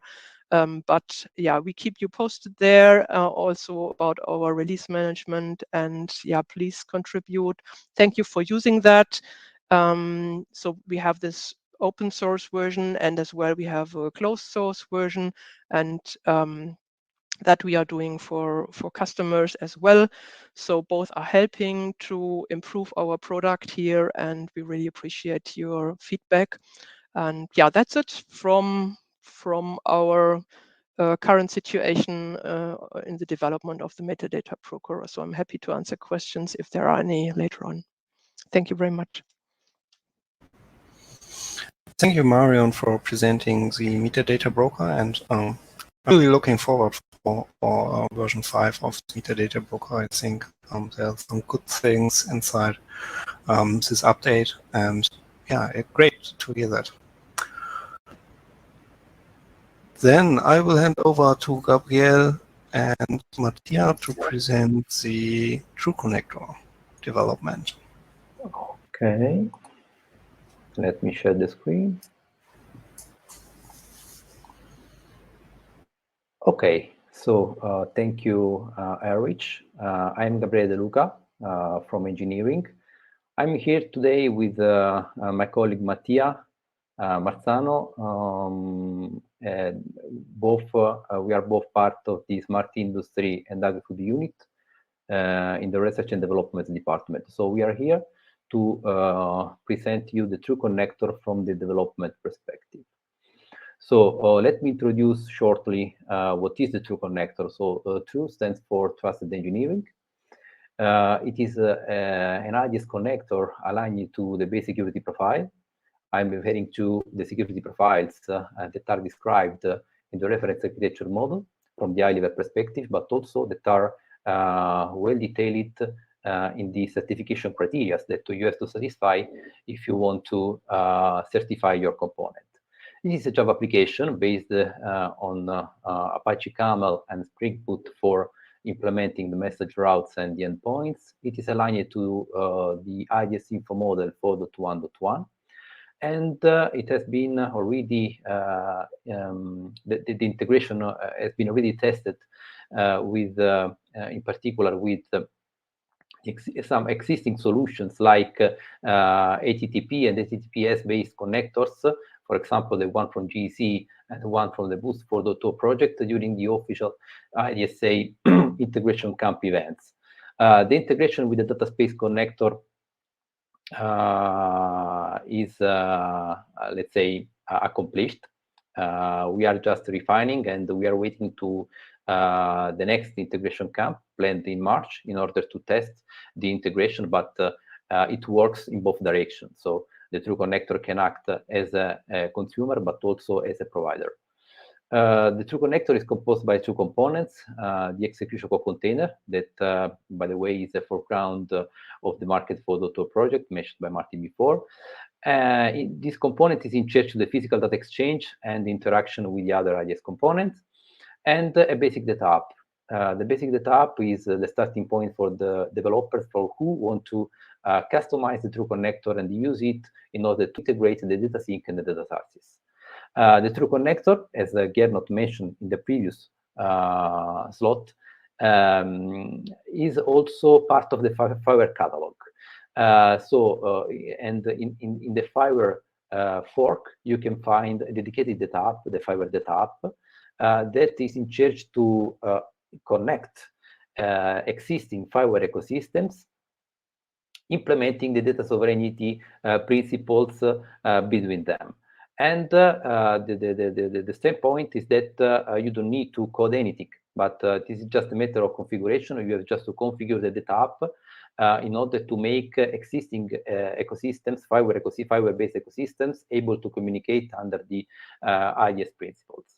So some key features of the True Connector is open source, and you can find it under the engineering, research, and development repository, GitHub repository, but also under the IDSA umbrella for open source component under GitHub. And it is multi-data format and also multi-protocol. What does it mean? That since this project started in 2019, we, let's say, started the waves, and we included a lot of possibilities for communicating and for integrating existing components. It means that from the pragmatic perspective that the True Connector can exchange data represented using the multi-part form, the multi-part mix, and the DP header for data representation. And in relation to the protocols, you can configure the True Connector for using a TTP, a TTPS, WebSocket over a TTPS, and IDSCP version 2. This is totally configurable. It means that you can choose the right combination of data format and protocol right for you. It's extendable since we follow it strictly the IDS connector architecture as depicted and well described in the reference architecture model 3.0. Strict separation, it means a strict separation between execution container and data app and extendability. And also it is integrable since thanks to the wide range of data formats and protocols that we can support, it is easy to integrate your component or existing component. It means that you can decide to put in place a data space using the True Connector, or you can integrate or communicate with an existing data space using this solution. From the architectural perspective, here you can see the strict separation I mentioned before between the execution core container and data app. I want to underline that the execution core container has been implemented in a modular way. It means that you can find a dedicated processor for each macro functionality that we have depicted here. I will not go in detail regarding the communication between data app and the execution core container, since Mattia will go in depth regarding that, but I want to underline that there are other components that are integrated in the connector, like the clearinghouse client API for making the connector able to communicate with the engineering solution, distribute the solution as a clearinghouse, and the usage control app that is in charge to be the facade, some way, of the usage control framework that we have integrated. At this moment, we have integrated the Metadata framework from Fraunhofer, but soon we will release a new usage control framework, totally open source, that is a foreground of the Plateau project, where the True Connector is used as a background technology. Before leaving the floor to my colleague Mattia, I want to share some important information that are, let's say, the two, as Erich mentioned before, Bibles that I can suggest if you decide to start to create an IDS component from scratch. I'm referring to the reference architecture model, in particular the version 3.0 published in April 2019. And here I have extracted the picture of the connector architecture that we have that has inspired totally our architecture, and the usage control in the international data space, that is a position paper where you can find information, detailed information regarding the usage control, existing frameworks, and also best practice that you have to follow. Mattia, the floor is yours. Thanks, Gabriele, for the introduction. Let me share the screen. So, Gabriele provided you an overview of the architecture, the main feature that the True Connector has. I will give you more detail, technically speaking, about the connector. In the architecture, you can see many blocks. Each block represents a standalone application, let's say, can communicate with the other part of the structure. The main component and the mandatory component is the execution core container, able to establish the communication between the two sides, the consumer side and the provider side. We have two endpoints, the endpoint A and F, that represent the access point to the execution core container, and we are ready to update those endpoints once the requirement for the data will be defined in the reference architecture model. And let's see, technically speaking, what it is in charge to execution core container. The endpoint I showed you before is represented by a camel route. Basically, each protocol, each data format we are using in our True Connector is related to a route reachable from the outside. You can reach the route using our data app, or you can use your own data app. Once the endpoint is reached, as Gabriele mentioned before, we have a process dedicated for each step of that works on the logic we manage on the request. Basically, to do just some example on that, you can find for a process for the contract agreement phase, another process, for example, that enrich the IDS message with the token provided from the identity provider used, and another example should be the clearinghouse processor that establish the connection with the clearinghouse and register the transaction done. Those are the entry points, as I said. If you want to contribute to our project and customize what we have done until now. The idea we had is to provide also a data app that is basic data app using different data format, multi-part mixed, multi-part form, HTTP header, and also different protocols like HTTP, HTTPS, and WebSocket over HTTPS. For the internal communication. When I say internal communication, I mean the communication between data app and the execution core container. The data app is a standalone application. You can start not from scratch, but using our component that allow you to have the main functionality already there, and you can easily enrich them, starting from the only one point we are exposing from the app. It is reachable from the /proxy API. In this way, you can easily define the data format type you are using for your message, the address of the other end connector you want to reach, and the type of message you are sending. And the message type is each kind of IDS message you want to use. In this example, is reported a simple artifact request message, where the artifact request is asking for resource number 1. You can see a piece of code where it is managed everything related to the data format used and also to the protocol. And the main part is related to creation of the payload we have as demo purpose. In this case, if you want to integrate our data app, you have to enrich this method, allowing to create your own payload containing the response you want to provide.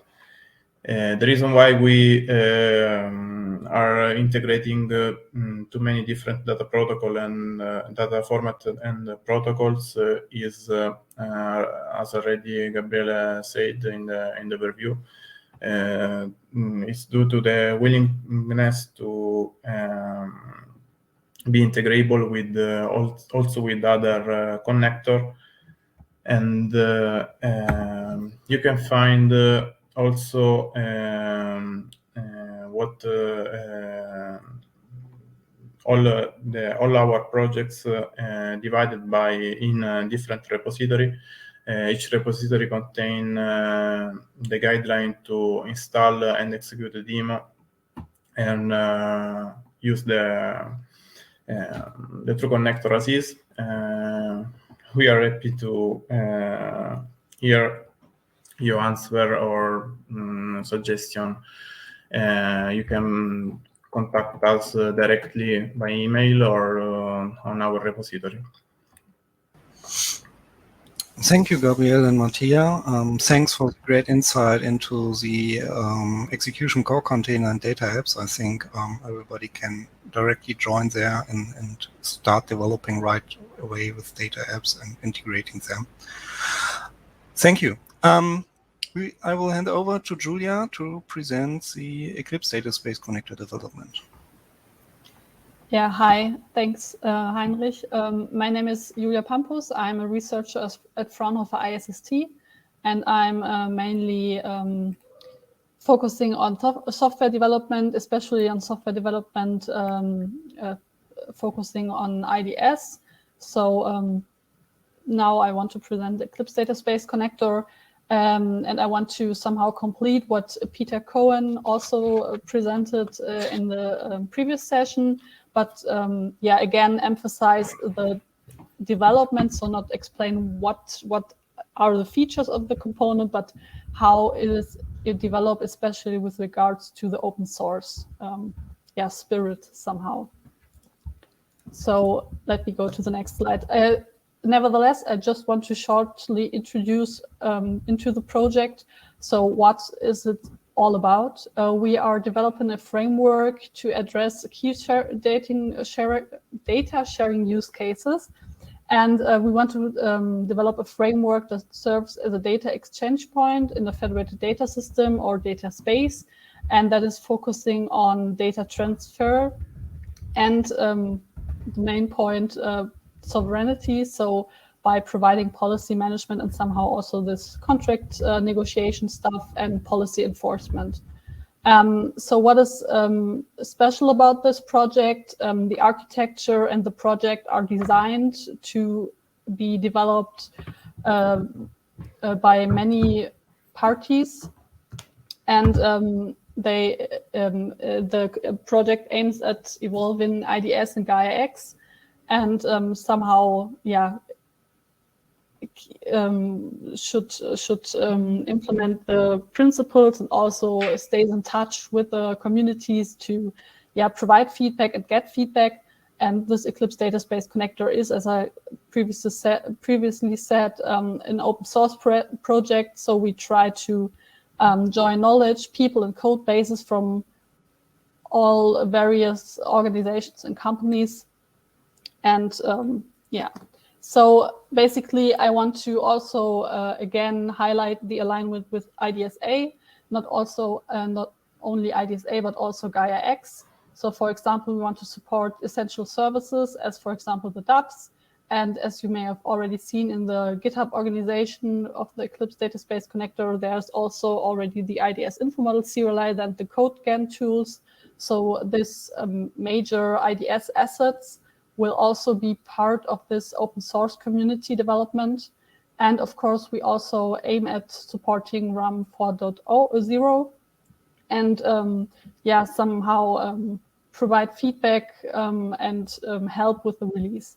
The Eclipse Data Space Connector is on top also submitted to the IDSA graduation scheme as a sandbox project. So here we have the alignment of IDSA and this Eclipse project.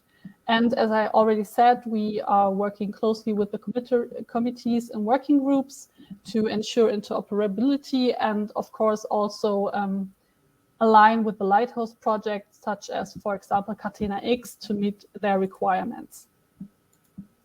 And this does not only count for IDSA and IDS, but also for GaiaX. So just to explain why we chose the Eclipse Foundation. So the EDC is an Eclipse Foundation project since June 2021.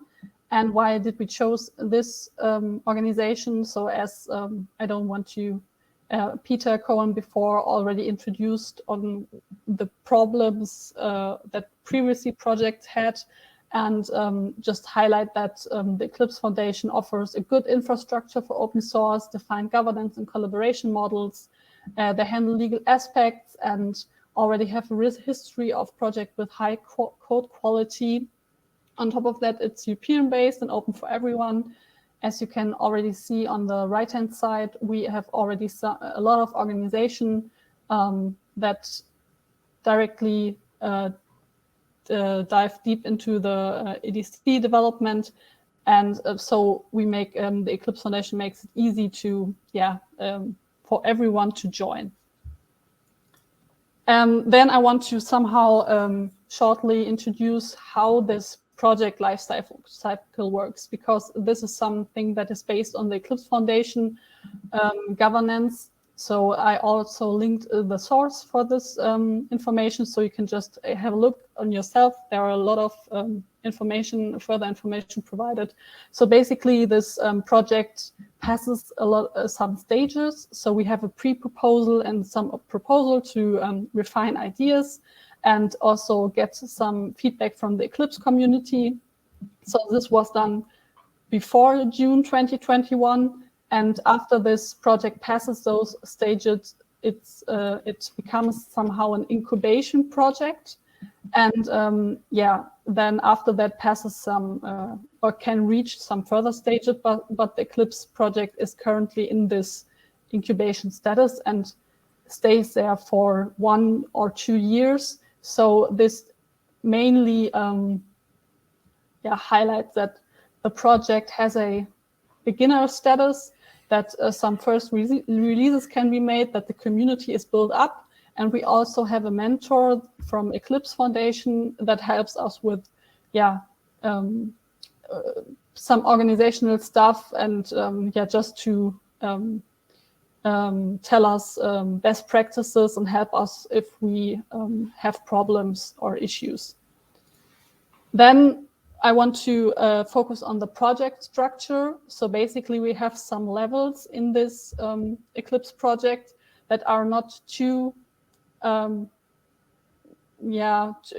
too hard. So basically everyone has the same rights and is on the same level, but we have somehow some differences. So first of all, everyone can be a contributor. So a contributor means anyone who makes contributions to a project, be it via code contribution, so via commits and pull requests, be it via reviews or issues or discussions. So everyone who provides feedback or has ideas or actively commits code is a contributor. Then we have the committer. The committer basically are the software developers who have the rights to make decisions. So at the moment, we have one committer for each organization that participates to the Eclipse project as an initial committer, and those are the people who can make decisions. And every contributor can become a committer, and because when it's elected by the committer group, so everyone has the same rights, and the spirit is the more you contribute, the better your image gets. The higher is the chance to become a committer, for example, to have more rights than the contributors.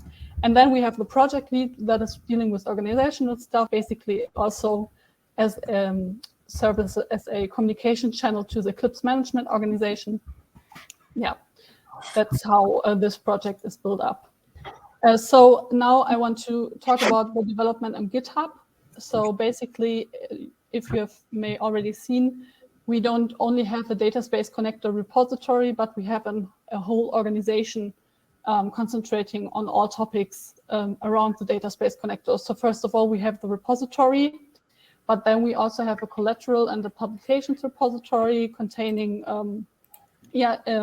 presentations that were held on conferences or events like this. And also we have this other components I already mentioned, this IDS info model code generator and the IDS info model serializer. And every information is public. So this is the spirit of this open source project. So the milestones are public, the roadmap therefore is public. The projects, you can have an insight into the discussions and issues. So if you want to participate, don't hesitate to just do it via, for example, opening a discussion to discuss your ideas, and then create issues from that, concrete work items, and then just open up a pull request. So there's no hidden plan or no hidden information. Everything is public there. And last, I want to focus on the communication and events. So we have, as I said, already this GitHub organization, but we also have from the Eclipse organization a project website that links to important sources of information. And we have this, we have a YouTube channel, for example, where we already have videos from the latest Eclipse Database Connector conference, and also some hands-on tutorials. And we also have an email address that you can subscribe to or send questions or anything else to. And as listed below, we already have some events that are currently built up so that they will take place regularly. So first of all, we the last GaiaX hackathons, we've been part of that in the last year, and we also provided our own hackathons. And then we had last month we had our first EDC conference, and those events will come up regularly. So the key takeaways, just to mention again, the EDC is completely free and open source by various companies. It has a clear and accepted governance structure and community processes. The EDC is more than just connecting a database, because it manages data transfer and flow, including management of contracts and policies in cloud native environments. And we are currently building up this community and this software. So don't expect it to be ready to use, but you can help to structure the roadmap, to prioritize features, and just bring speed into the development. And of course, if you have any questions, just contact us on GitHub, or just write me directly. Thanks for the attention, and I will hand over to Heinrich again. Thank you, Julia, for the great insights in your project structure and how to participate in the EDC. Ariane, Lars, do we have time for a question for the experts here? Because maybe yes. I ask the question and everybody can feel free to answer that. I think take your time.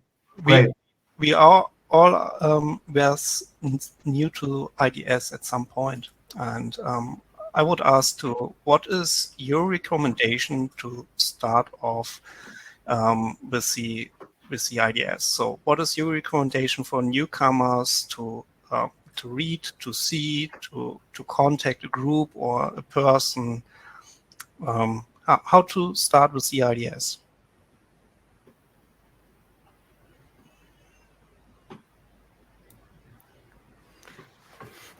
But I think from our experience with, especially the projects with where we try to run it in production, start with one of the connectors that has this available. So either the database connector, the true connector, hopefully in the next few weeks also the TNO components.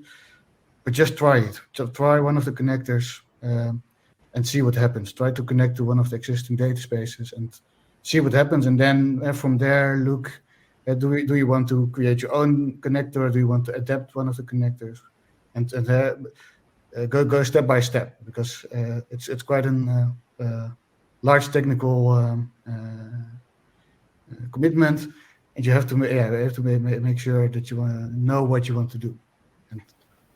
It may be important to highlight, don't hesitate to ask questions. So there are no stupid questions. Everything is, for example, available on GitHub. Just open up an issue and raise a question. Yeah, and also attending to events, to the IDS events, like the Plugfest that you, Erich, mentioned before. Very important, since we are there, and we will be there. With dedicated rooms to support and to clarify all questions and all things, and how to use, how to configure our components, and play with them. Yeah. Thank you. Thank you, everybody, for presenting your components and your development roadmaps. And then we finish this session and hand over to Ariane and Lars, right? Thank you, Heinrich. Thank you very much. This session was especially very interesting for me because as a developer, I'm always interested into getting my hands dirty and actually getting into the code. And so it was very nice, and I really enjoyed the session. So it's great to have Lars with us. Any idea, Lars, would you like to share before I go through the overview of the day? Yeah. Well, so many thoughts, but related to the last session, which was really really impressive, because I can just underline what you are saying. So that is where we can really witness that things are happening. So we were talking so much about, okay, where are the data spaces? What is going on? Are they really flourishing? Well, they may not be flourishing, but they are definitely be built. What we've seen are very vital communities, a lot of efforts, and this is impressive. And the only remark which comes to my mind is, and it refers to the last statement. Let's really continue continuously proving interoperability. So really bring all the components, all the achievements in the latest versions to the table. That is what it's all about, what we are talking. We need the interoperability between the data spaces which will be built, which means that the components must stay interoperable. And yeah, it was impressive that we obviously have all the relevant projects here in our community. And so therefore, I think it's a certain obligation for us to really make that happen, so that we will not end up at the end of the evolution phase of data spaces with silos once again, but that we then really can fulfill the promise of data spaces as breaking up the silos and leverage cross-sectoral benefits of data sharing.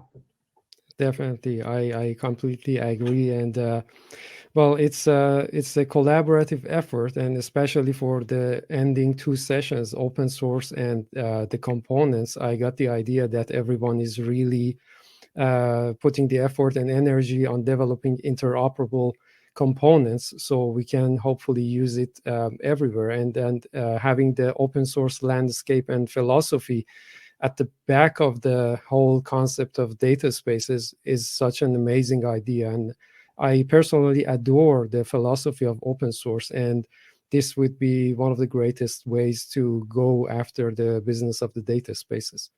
So what a great day. What can I say? We had a lot of interesting, impressive ideas, a lot of great speakers. And although the event is called Winter Days, but it was indeed very heartwarming. So if you don't mind, Lars, I can maybe quickly go over the, I will have a quick overview of the day, very brief, because— you shared that a lot, Adrian. Great. Thank you very much. So meanwhile, I'll encourage everyone to share their thoughts and feedbacks or ask questions on the chat. And don't forget, tomorrow we will be with you again, starting from 9:15 CET time. So hopefully we'll see you all tomorrow, and hopefully we will see more participants. I'll start briefly with the first session. Well, it was the opening panel, and Lars shared with us our vision and our passion to create a better and safer world, and especially when it comes to data sharing. And he emphasized the fact that we're not alone in this endeavor, and we have the valuable help of our great partners and supporters. Then Ana Garcia from BDVA, Francesco from GaiaX, and Ulrich from Fiverr shared with us their great visions about the future of data sharing and data spaces. We started the second session, 5 steps to build a data space. My dear colleagues, Christoph and Marcos from IDSA, shared with us the walkthrough to how to build a data space. They explained about the complexity of this journey and how it's gonna become easier every day, because we have a lot of people who are setting the path for others. And please, Lars, feel free to interrupt me whenever you have something great to say. So I'll continue, but please feel free to interrupt me. So the third session was all about the standardization. So Sebastian, my colleague, CTO of IDSA, talked about the reference architecture model, and which is a blueprint to create standard data spaces. He mentioned the continuous development cycle, not only for the code, but also for the documentations and even for the RAM reference architecture model itself. He encouraged everyone to take part, to contribute to the development of the next architecture model. And we still have a little bit of time. So if you have great ideas, or you can review, as Sebastian mentioned, please feel free to join our GitHub. Then our great partners, Andreas from Zik, Robin from Fraunhofer Isaac, Gret from Fraunhofer Isaac, and Ray talked about the usage control, security, standardization, and integration aspects of data sharing and data sovereignty. We started our fourth session with a focus on rulebooks. Marco from 1001 Lakes, Micah from Basto, and please, I apologize in advance if I mispronounce any name, so that could happen. Matthias from Visions, and Bauke from Innovate. You are part of an international organization, right? Definitely. It's the beauty of having a multicultural environment. Yes, definitely. So, and Bauke from Innopay, they talked about the importance of having rule books to ensure that the right setup, to ensure to have the right setup and setting the roles for data spaces. We've seen examples of data sharing in different domains, and we realized why it's very important to create rule books as a trust framework for this purpose. The fifth session of the day was after the lunch break. It was the first session after the lunch break, and we discussed about building blocks of data spaces and their different aspects. With contributions of my colleague Sylvia, we had our great speakers, Doe from Innopay, Juanjo from Fiverr, Gerard from iShare, and Dennis from Advanio, emphasizing the fact that at the end, it's all about users. It's about user journey, about user stories. So the goal is to create a unified fashion to treat and share data properly. And in order to do that, it's important to use and develop the right technologies or processes. We had also some beautiful examples of how it could be done in different domains in real world.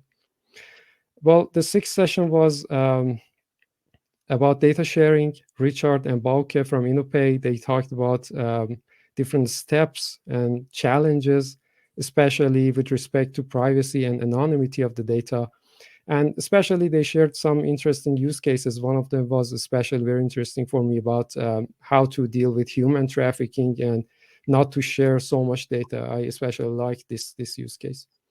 Seventh session was all about open source, which as a philosophy I mentioned, I personally adore.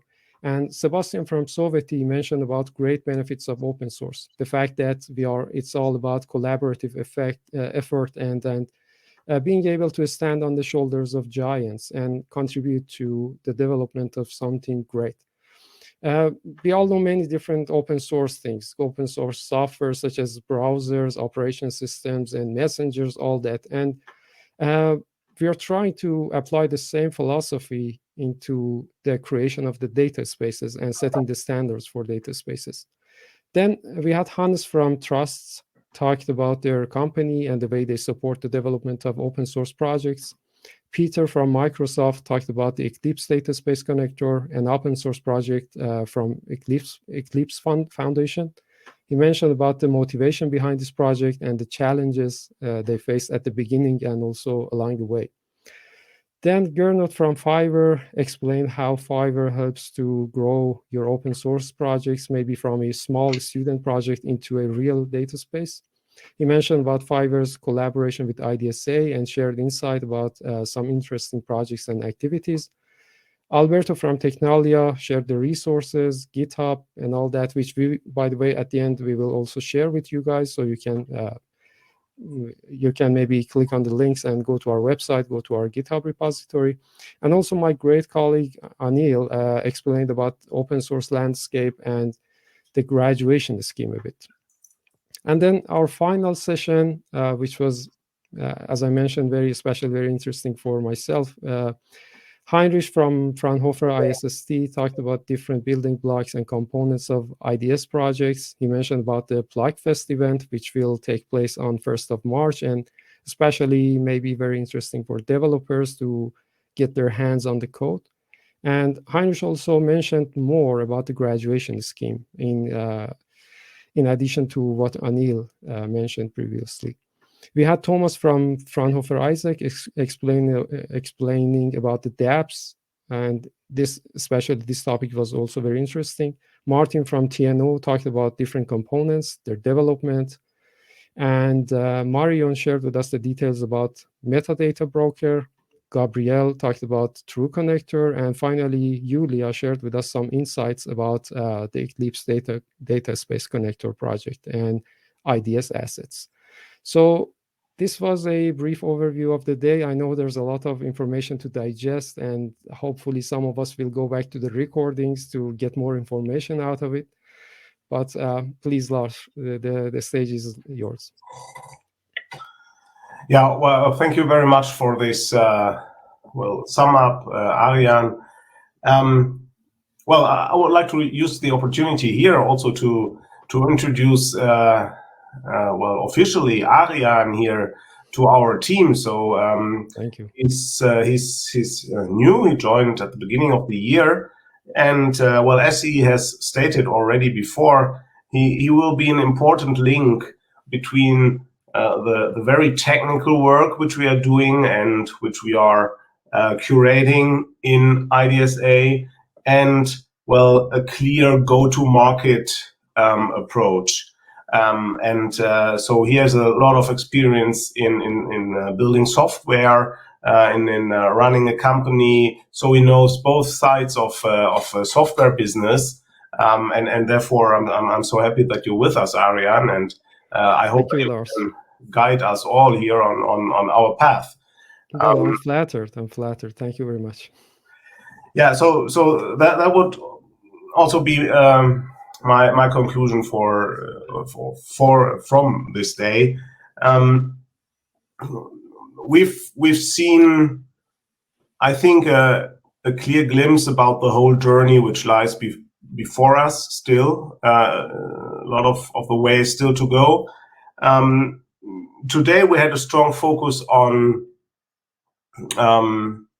the parts of the data spaces, so technical components, conceptual approaches like the IDSA philosophy with the RAM and the rulebook, but also other philosophies with which we are very closely aligning. So the my data concept, so more focusing on the personal data sharing, the Zitra rulebook, focusing really on the organizational aspects, the very holistic approach of the Data Sharing Coalition in the Netherlands. We've seen all the technical components, all the open source developments. So we've witnessed that we have a lot in place already. And what was for me most convincing, but also it's continuously igniting me and motivating me with everyone sitting at the table. And this is really a huge opportunity. So maybe not all of you are interested in solving all the world peace problems, right? So not all of us want to make data economy happen, or the European digital single market, or whatever. But at the end, this is the very motivation why data spaces have reached such a level of awareness in politics, in industry, and even in society. And so that is the obligation what we as IDSA do have, and why we are continuously partnering up with others, because we can really leave impact. We can really change something, because, well, data is the thing, right? So I don't want to, and I like it. So last year I did hear nobody talking about data as the new oil or the new gold or whatever. Obviously, the message has arrived. So we have to do something in sharing data and really leveraging the value of data. And that can only be a joint activity. Teaming up is so important. Harmonization of all the concepts, which includes, I would say, at the very core, interoperability on all levels. So technical level, operational level, legal level, semantic level. So we have to do all of that. Well, then we can really benefit from cross-sectoral data sharing and all the nice stories which we are telling. So therefore, we started the day with the colleagues from Data Spaces Business Alliance. So the very big thing. Well, this is the umbrella, the frame, the guardrails for our work, because having teamed up, we have such a strength to really make a change. That is really impressive. And then considering the rest of the day, it is not only that we are telling nice stories, but we really have a lot to deliver. And that came clear to me during the day. I said that once again, everyone was sitting at the table. And so if we think of who has a say in the data world, who is delivering concepts, approaches, frameworks, however we call it, I've seen them all today. So we've seen, well, Fireware, BDVA, GaiaX. We have seen Eclipse Foundation. We've seen My Data, the Data Sharing Coalition from the Netherlands. We have seen a lot of great companies which have their solutions and which have a really global influence. We have seen data sharing being of use for industry, but also for society. So you already mentioned the human trafficking case from the Netherlands. Well, this is a great one, and it shows so that it's not only the automotive supply chains where we need data spaces for. There's so much more. Yeah, in the city of Helsinki example from Mika. So data spaces are really a big thing, and yeah. So it is great that we obviously have all the single building blocks, but also all the organizations, all the ecosystems together. And tomorrow we will see how this is all composed to something bigger, because today we did not see too much of the solutions, right? So the big data spaces, we will see them tomorrow. But you know from our previous events that they are existing, like Mobility Data Space, Catena X, ByData in Spain, the Energy Data Space, the Tourism Data Space, so all these endeavors. And this is all assembled by what we have heard of today. And so this is really convincing. And I would say we are on a good track. So I could tell for hours because I listened for hours, and that was really, really interesting. My final conclusion of today would be, let's really make sure that we keep the interoperability. That was my remark on the open source endeavors. There's also the opportunity that we end up in silos once again with the data spaces. I think we have prepared everything that it will not end up like that.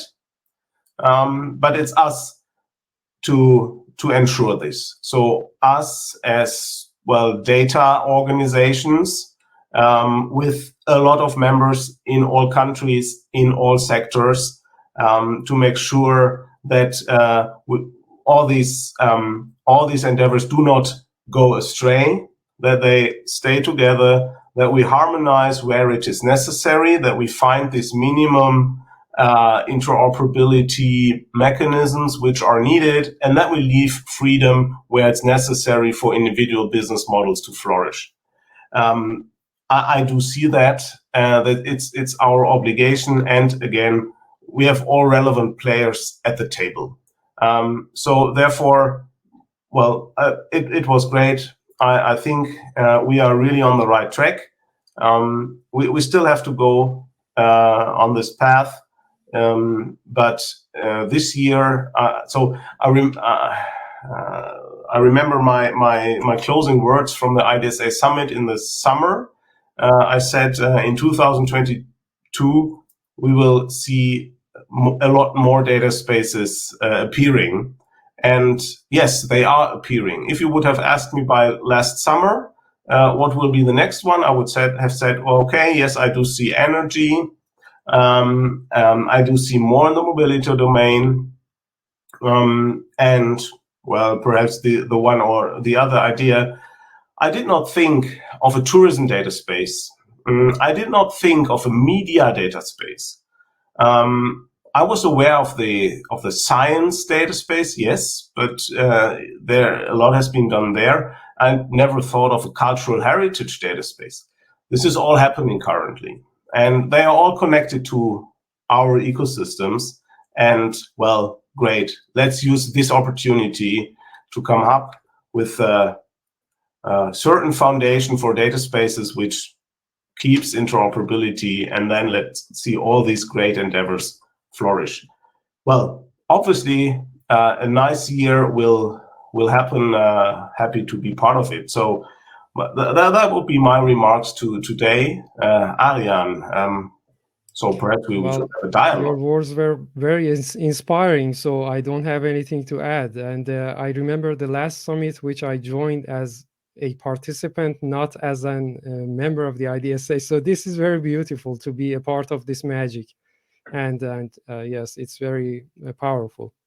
So thank you very much, Lars, and everyone else. Thank you very much. We expect to see you all tomorrow, and hopefully we will have a very great session tomorrow together. So, of course. Part of the magic. Yeah, right. Very good, Ariane.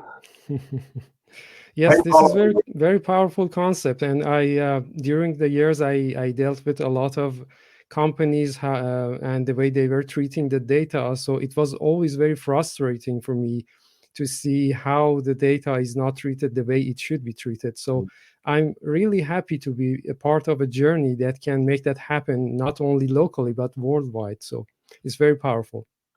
Oh, that is great to hear, Ariane. But let me add this comment too. That is also what I felt and witnessed today. A lot of motivation, a lot of energy, so many committed people. This was great. So therefore, again, a big thank you to the whole community, to everyone who was involved today, in front of the screen, behind the screen. So that was really great. And yeah, let the magic happen. Thanks a lot, all of you. Have a nice evening, and see us tomorrow again. Thank you, and bye from my side.